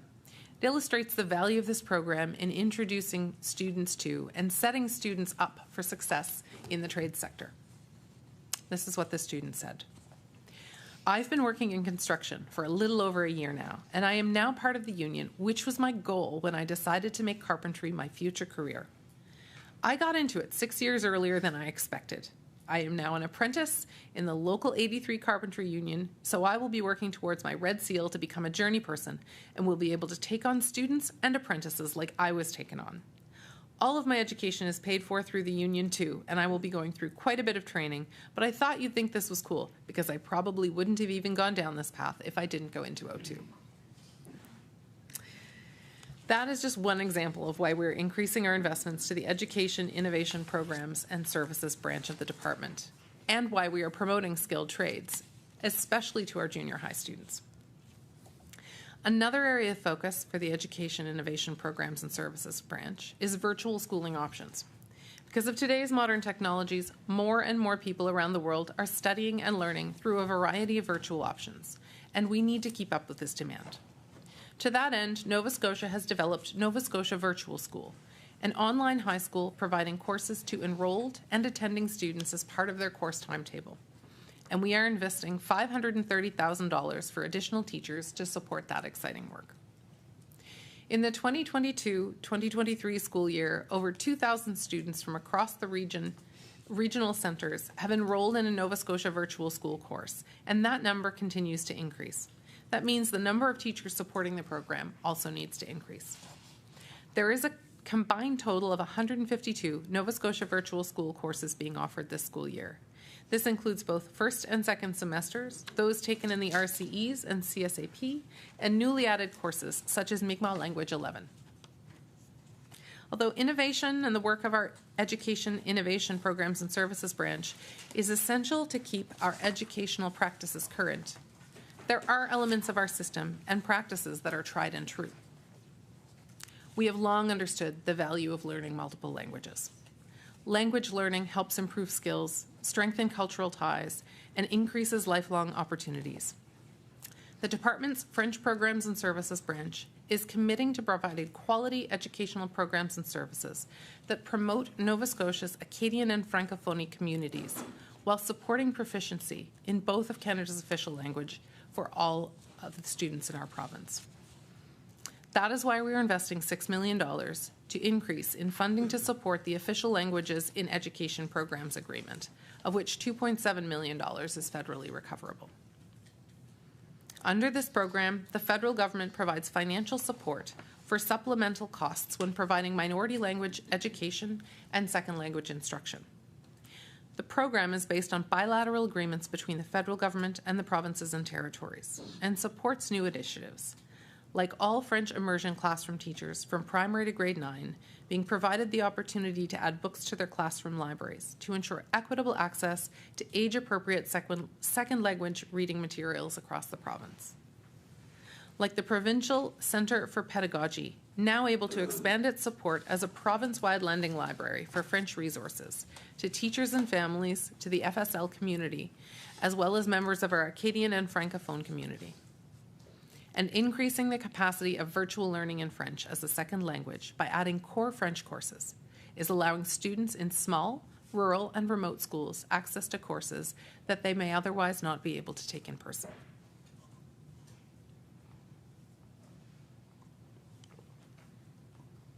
Physical activity is also well understood to be important for health and for well-being. With the importance of that in mind, I'm pleased to share with you an update regarding the physical activity framework. Our department has taken significant consultation with a wide range of educational partners in the development of this. The framework focuses on reducing sedentary behaviors, including before and after school, increasing opportunities for movement throughout the school day, and creating increased opportunities for outdoor learning. The physical activity framework will be fully implemented for the 2023-2024 school year. Similar to physical activity, we well understand the importance of access to healthy food and nutrition for our students. To help expand healthy learning minds, we need to ensure they have access to healthy food.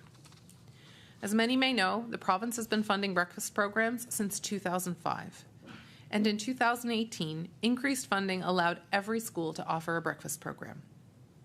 In addition to providing nutritional value, these programs provide students with opportunities for education on healthy eating, leadership, a chance to connect with friends, classmates, teachers, and volunteers.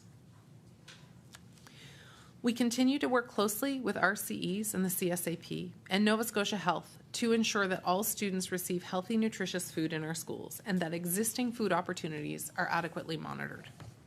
This is one of the reasons why we are piloting new programs to expand the availability of food in our schools, including a salad bar pilot and an initiative to provide fresh fruit to students. We recognize the importance of healthy food, and we continue to ensure that no student goes hungry in our schools. We believe in the importance of expanding access to food in schools, and we continue to work with our federal counterparts on the future of school lunch in Nova Scotia to secure their support for a universal lunch program.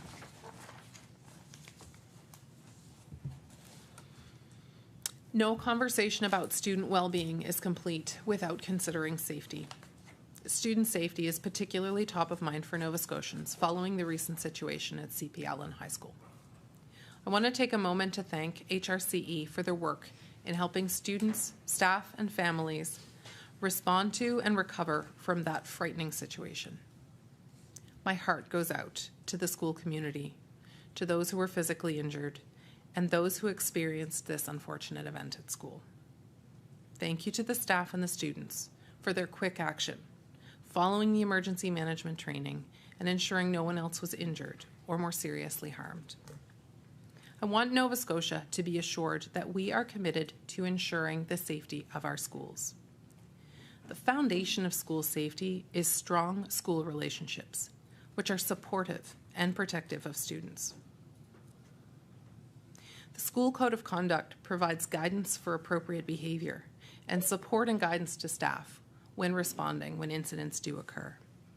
And schools also prepare for incidents through emergency planning and the practice of drills. Make no mistake, safety is an area that demands continuous improvement. We can and must always do more, and we are committed to that.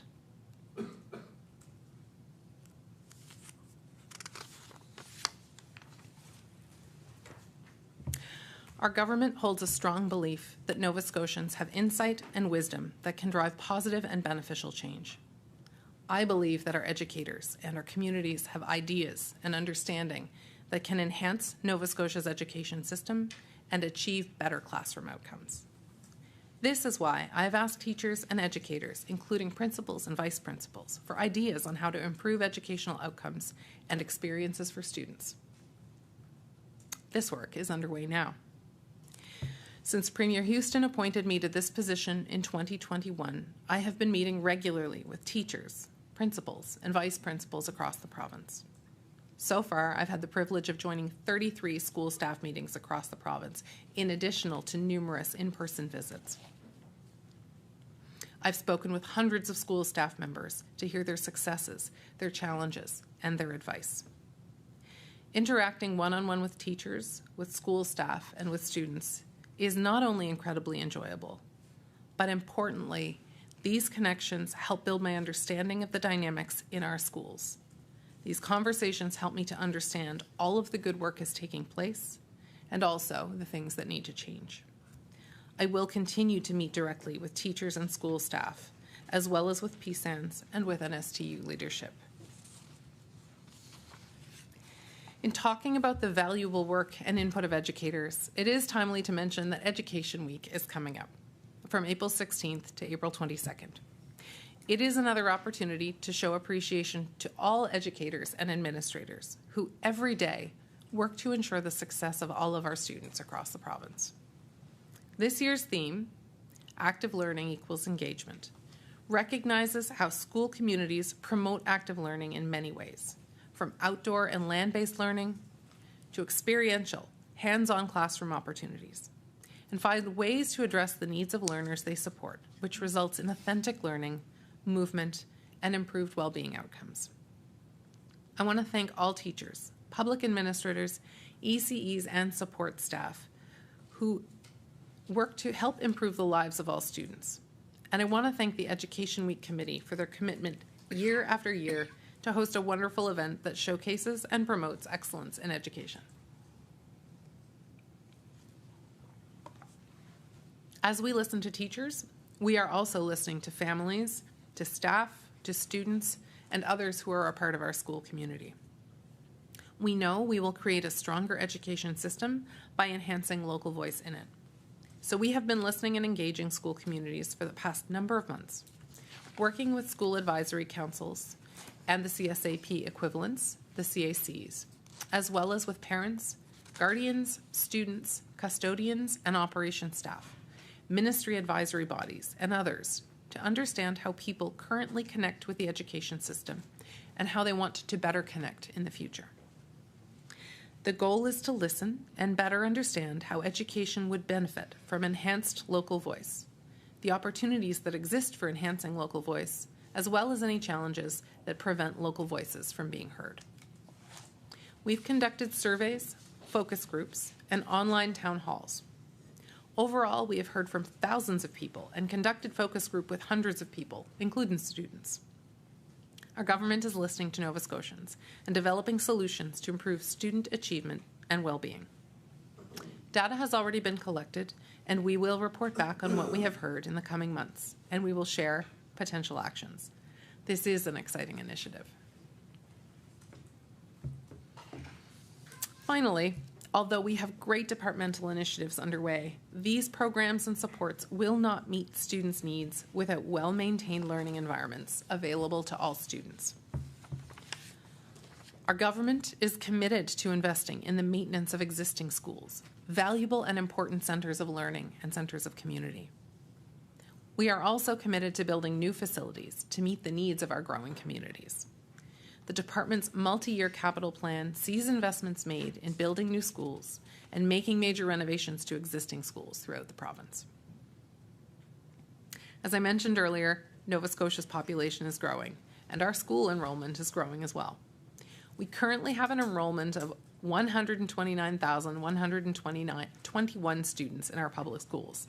That is a year-over-year increase of almost 4,000 students, with the majority of that growth happening in the Halifax region, but not all of it. This is, in fact, the first year in many that we are seeing growth in every region in our province. To enable us to respond quickly and flexibly to this growth, the 2023-2024 capital plan includes $40 million in modulars to support enrollment pressures. Modulars are a group of classroom units connected by common hallways, and they include washrooms. Each is equipped with heating, ventilation, and technology, creating safe, comfortable spaces for students and teachers. Modular classrooms can be installed in a timely manner, and they are an important interim measure for responding to population growth. The Halifax Regional Centre for Education has successfully used a number of modular additions to address enrollment pressures in various areas. The 2023-2024 capital plan also includes an additional $24 million for school capital repairs, an increase to the annual $6 million TCA envelope, which focuses on upgrading existing facilities. It also includes an investment of $5.9 million to refresh school buses. And as we look to the future, we are excited about exploring electric school buses as part of our fleet.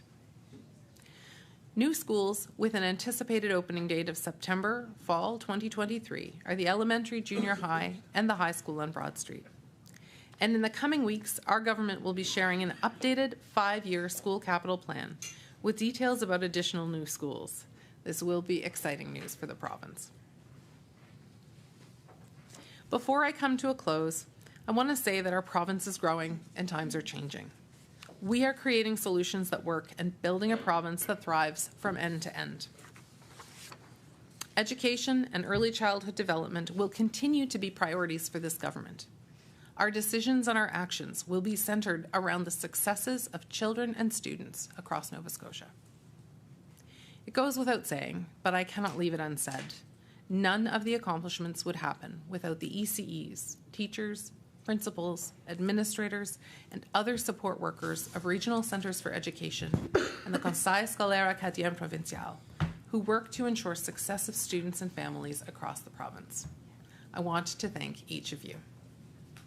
I also want to thank the families, community members, and volunteers who are also essential members of our school communities. Thank you for your efforts in making the early learning and public education system in our province the best it can be in support of our students. There is, of course, more work to be done, but together we can create the best possible start for Nova Scotians so they can have the best possible future. Thank you. We are ready to take questions. According to practice that has developed in this legislature, the opposition caucuses take turns asking questions for approximately 1 hour each. During a caucus's terms, the members within a caucus may take turns examining the minister on the estimate resolution. Only the minister may answer questions. Caucuses are also expected to share time fairly with the independent member. To begin the examination, I now recognize the official opposition, and I would like to recognize the honourable member for Fairview, Clayton Park. Thanks, Madam Chair, and thanks, Minister, for those opening remarks. It's nice to see some familiar faces sitting around you, too, and I know that they're ready. They're ready for all the tough questions. I have a bunch of prepared questions, and there were a number of things that came to mind during your opening remarks, but one that really doesn't have a solid place in my question planning, but something that that piqued my interest was in your opening remarks, you talked about reading materials and a mix of fiction and nonfiction. So I'm really curious if you could get into specifics about that. Like, are these going into individual specific classrooms? Are these for schools? Are these, how much is being spent, and what can each school look forward to? Nerdy question off the top. This is easy. It's like low ball.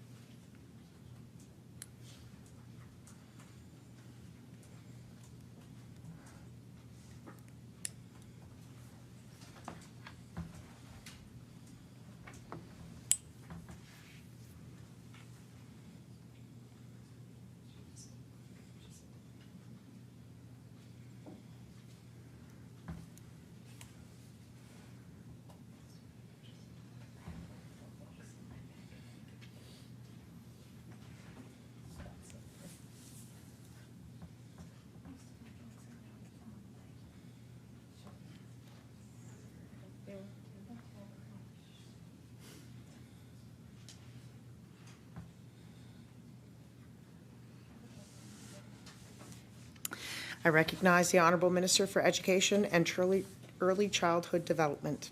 Thank you, Chair. And thanks for the question. I'm a bit of a geek, too, so the books excite me also.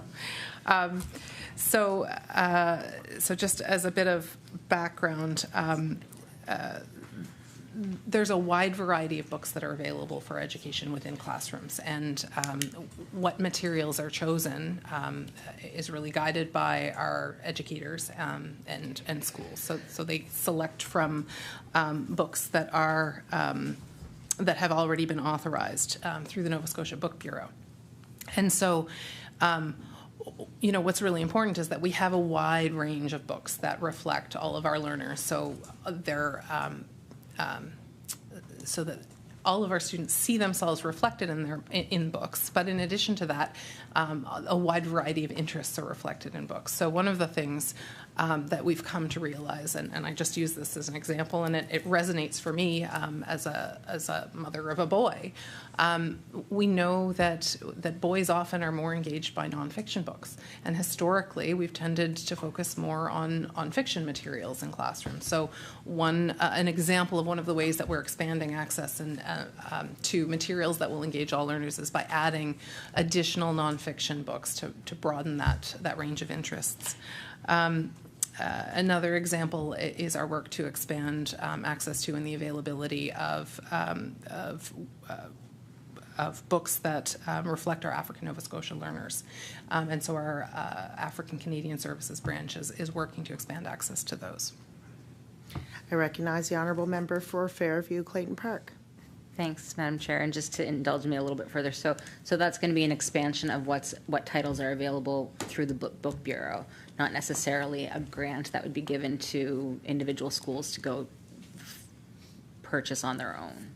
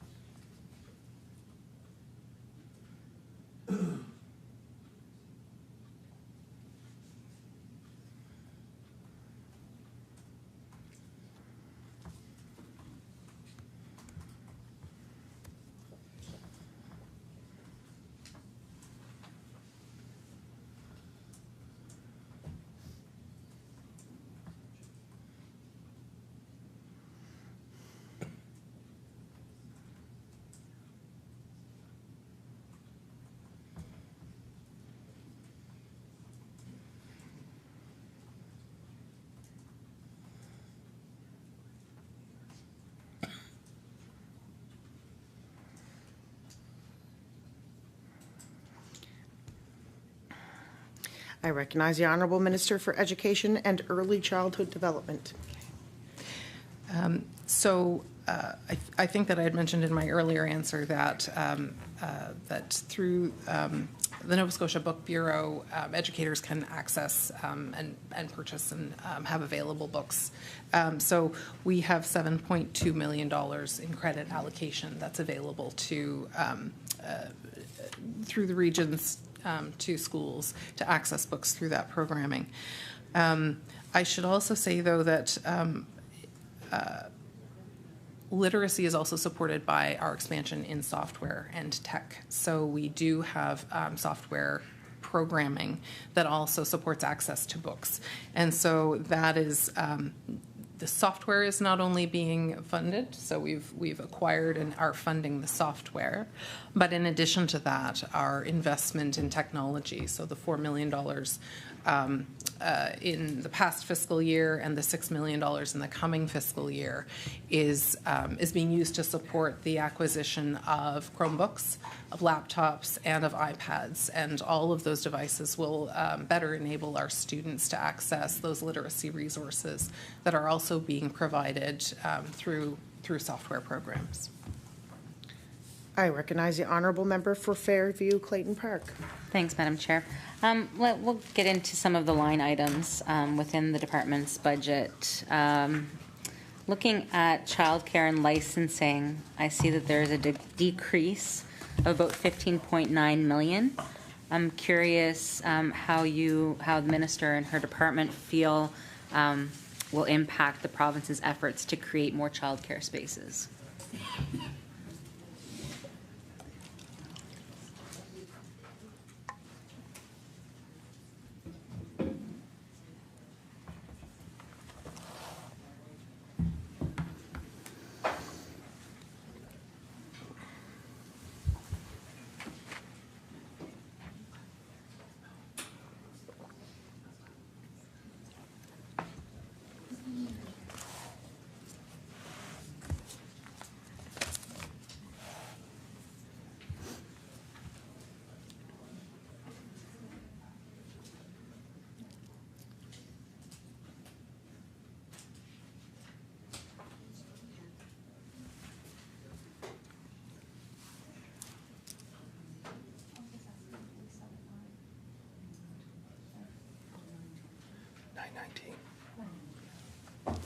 I recognize the Honourable Minister for Education and Early Childhood Development.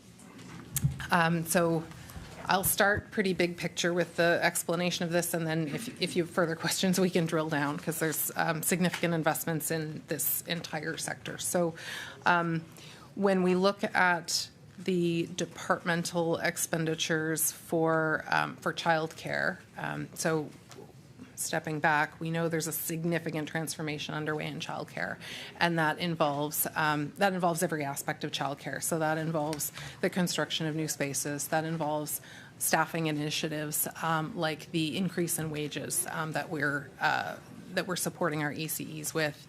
It involves certification and upskilling and workforce development. It involves operator support, both from a financial perspective, but also work around licensing.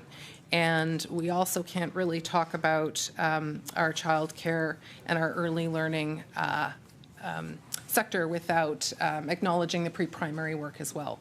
So when we look at the finances around childcare, we kind of have to look at a few different branches to really see the entire picture. So we partner early learning along with childcare licensing, and what we actually see, if you look at those numbers all together, is that we're actually up in terms of expenditures. So the total budget for the early learning branch and the childcare and licensing branch together is $276.5 million compared to $252.9 million last year. So it's actually gone up by $83 million, which is an increase of 43%. And in fact, though, we have to look at the third piece of it. That $83 million increase isn't reflected in the branch estimates because I mentioned we have to consider pre-primary as well. Pre-primary used to be within that branch, but I think I described in my remarks earlier that it was moved over into the public education, into our innovation branch. And so that actually reflects $59 million that is still part and parcel of early learning, but it now lives outside of those two early learning branch and child care licensing branch. I recognize the honourable member for Fairview, Clayton Park. Thank you, Mr. Chair. Okay, so those removals are offset somewhere else. Is that? Sorry, sometimes you have to just dumb it down for me. I apologize, but so it's a lower number because it's now located somewhere else within the budget, not because it was an actual decrease. If that is correct. I recognize the honourable Minister for Education and Early Childhood Development. That's right. I recognize the honourable member for. I just said a clip. Fairview, Clayton Park. It doesn't help that we're sitting next to each other either. Mr. Chair, for French programs, the budget estimates $10 million, or estimated $10 million in 2022, but spent 19. Now the budget says that they will be close to $17 million. So my question through you to the Minister, why was there an increase in funding needed in 2022, and why did you budget less than you will spend in 2022-2023?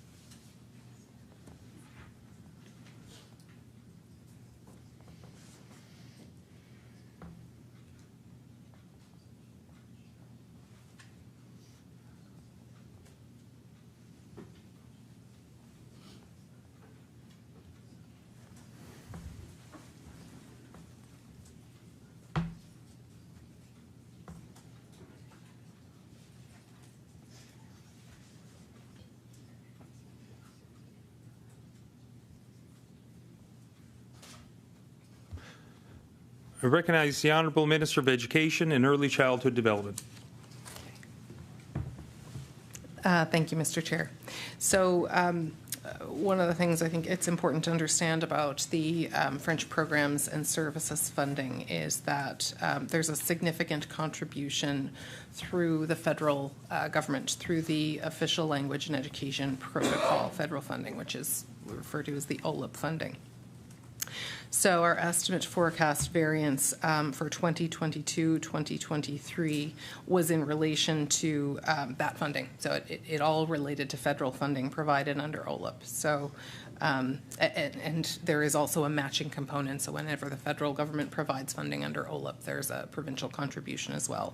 So the estimate and forecast were really driven by that OLIP federal funding. Recognize the honourable member for Fairview Clayton Park. Thanks, Mr. Chair. You're forecasted to spend $1.4 million for education innovation programs and services in 2022, but you're only budgeting $362,000 for this year.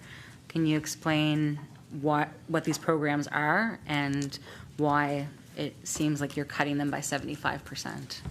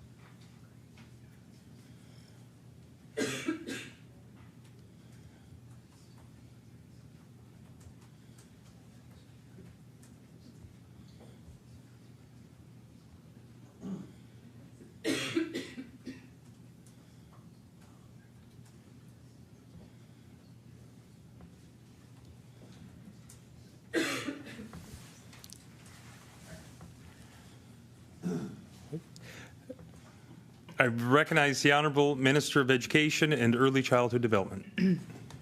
Sorry, I have a tickle, but I think we're fine. So we'll see quite a significant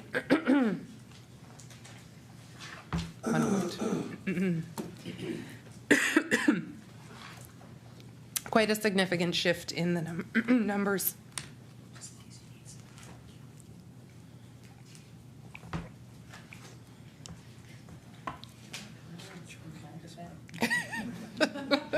It's just water, so no bones in it. Okay, let's try this again. Okay, a couple of really big funding line shifts in the Education Innovation Programs and Services branch that, so I'm glad you asked the question. The first really big shift from last year to this year is the pre-primary shift that I spoke about earlier. So pre-primary services have moved from our early years, excuse me,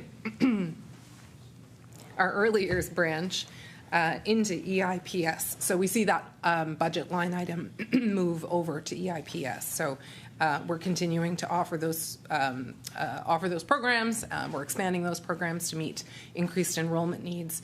But we've just shifted the folks who and the budget that provides those services into EIPS. So you'll see that reflected significantly next year as a result of that realignment. The other thing that I want to talk about in relation to the change in estimate to forecast and then ongoing. Sorry, I don't know what's happening. Helpful if maybe we just took a little bit of a recess. And we have To recess? Sure, thanks. We'll take a short recess for now. Recess. Thank you. I don't know what the problem is.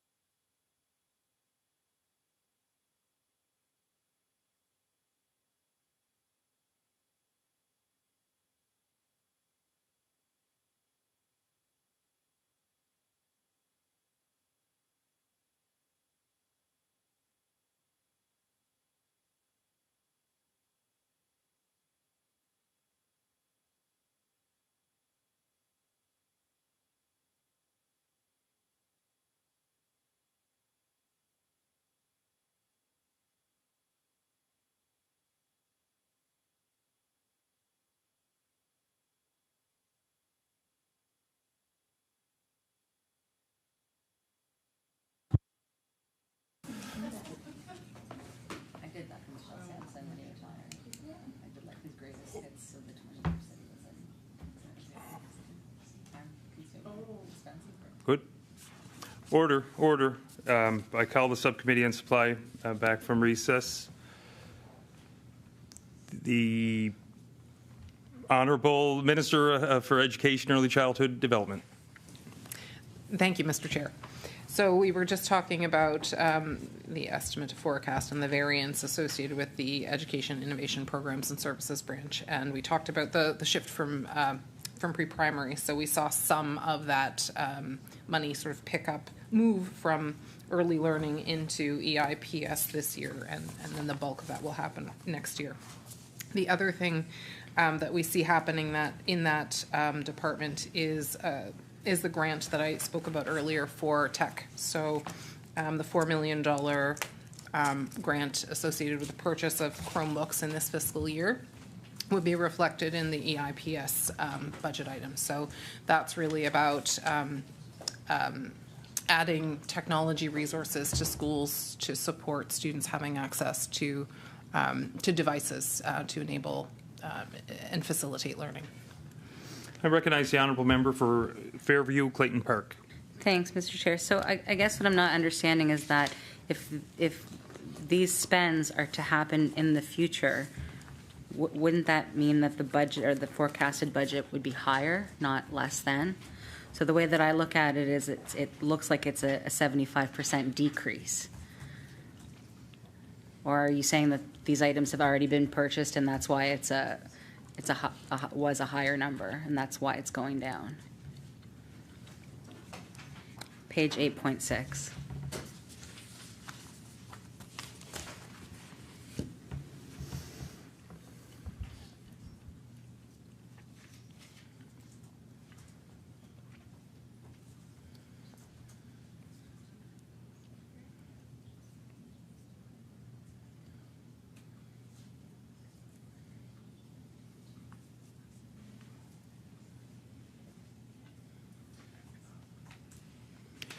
I recognize the Honourable Minister of Education and Early Childhood Development. Okay, I want to clarify to make sure I see what you're asking. So are you asking about you're asking about the first line under EIPS where you see 598,000, then okay.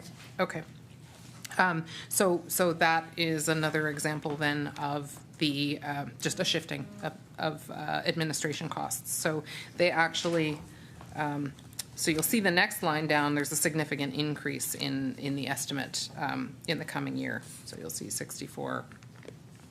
And so the funds associated, the funds that you're looking at that you see as being a decrease actually moved into that line item.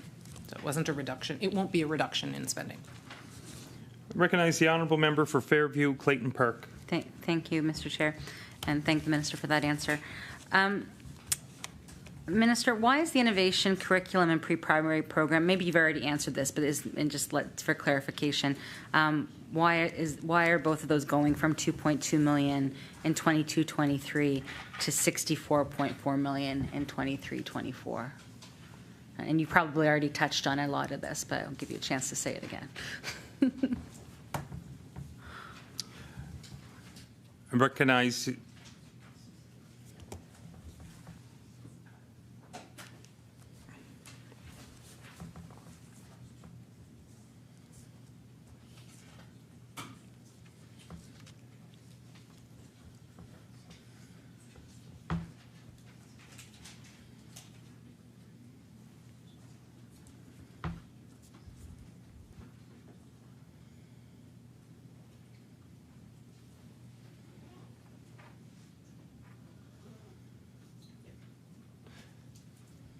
I recognize the Honourable Minister of Education and Early Childhood Development.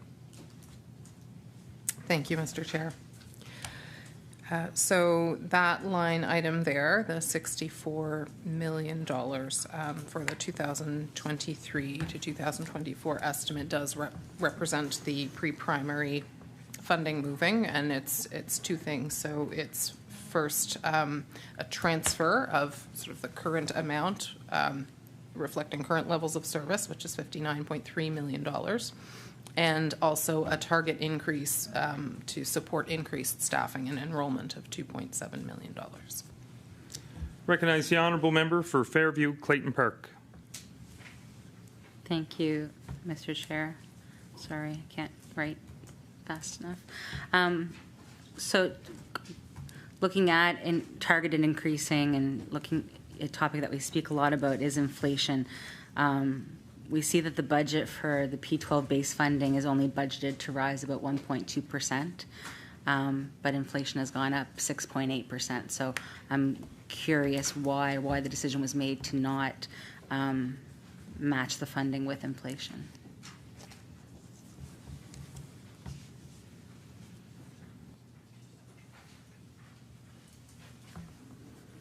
That's the P12 base funding.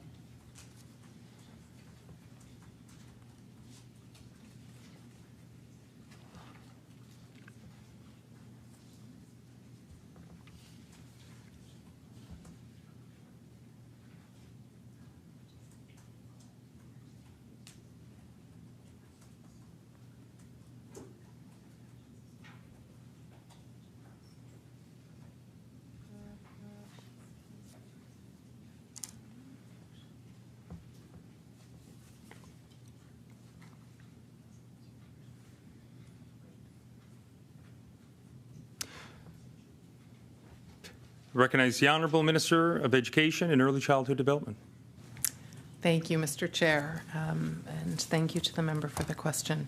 So in the coming year, in 2023-2024, we are actually forecasting a total of an increase of $57.5 million for our public education funding.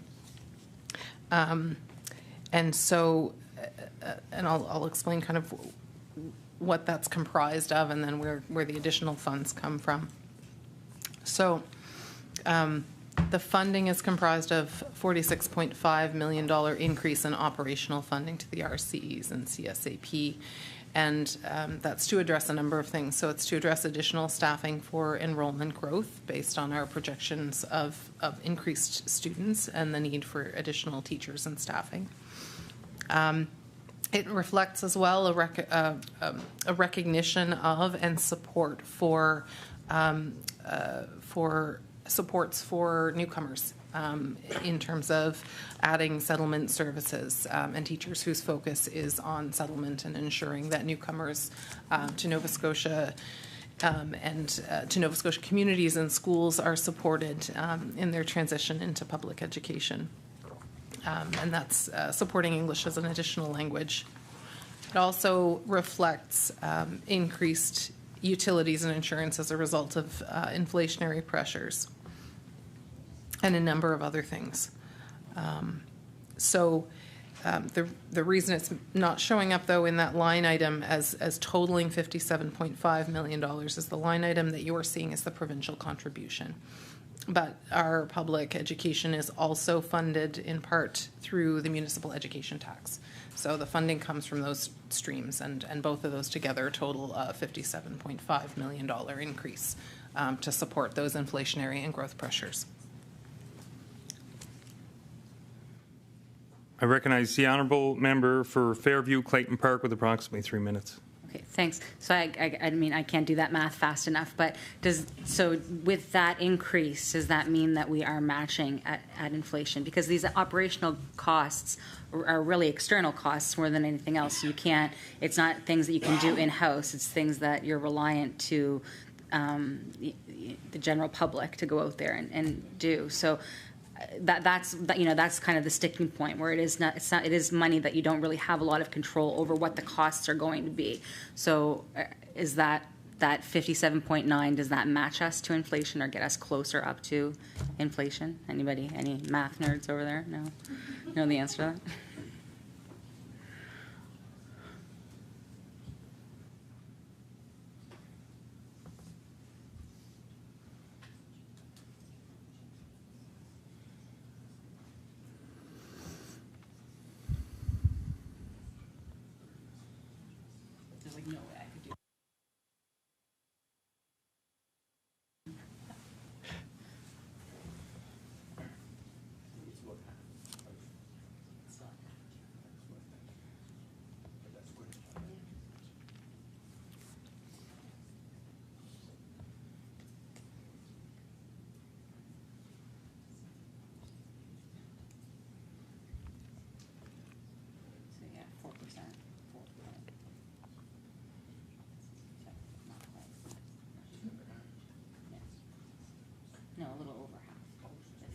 a 6.8, it's 4 point something. I mean, it's not doing it in my head. I recognize the Honourable Minister of Education and Early Childhood Development. Thank you, Mr. Chair. So the quick and dirty answer is yes, it does reflect inflation. The nuanced answer to that includes a couple of additional points. So the first is that not everything actually is subject to inflation. So a significant portion of our costs, for example, are associated with wages and salaries, and so those go up in accordance with negotiated agreements, not inflation necessarily. So those are addressed when they happen. The other thing to note is when we forecast and budget for future costs, it's really related to kind of what the current experience is, and sometimes there are changes to that. So the forecast would be based on sort of the current inflationary expectations, and if there are changes to that, we see those changes reflected in variances as those need to happen to support students' learning experience. You have approximately 15 seconds. I recognize the Honourable Member for Fairview, Clayton Park. Well, to be continued tomorrow. That sounds good to me.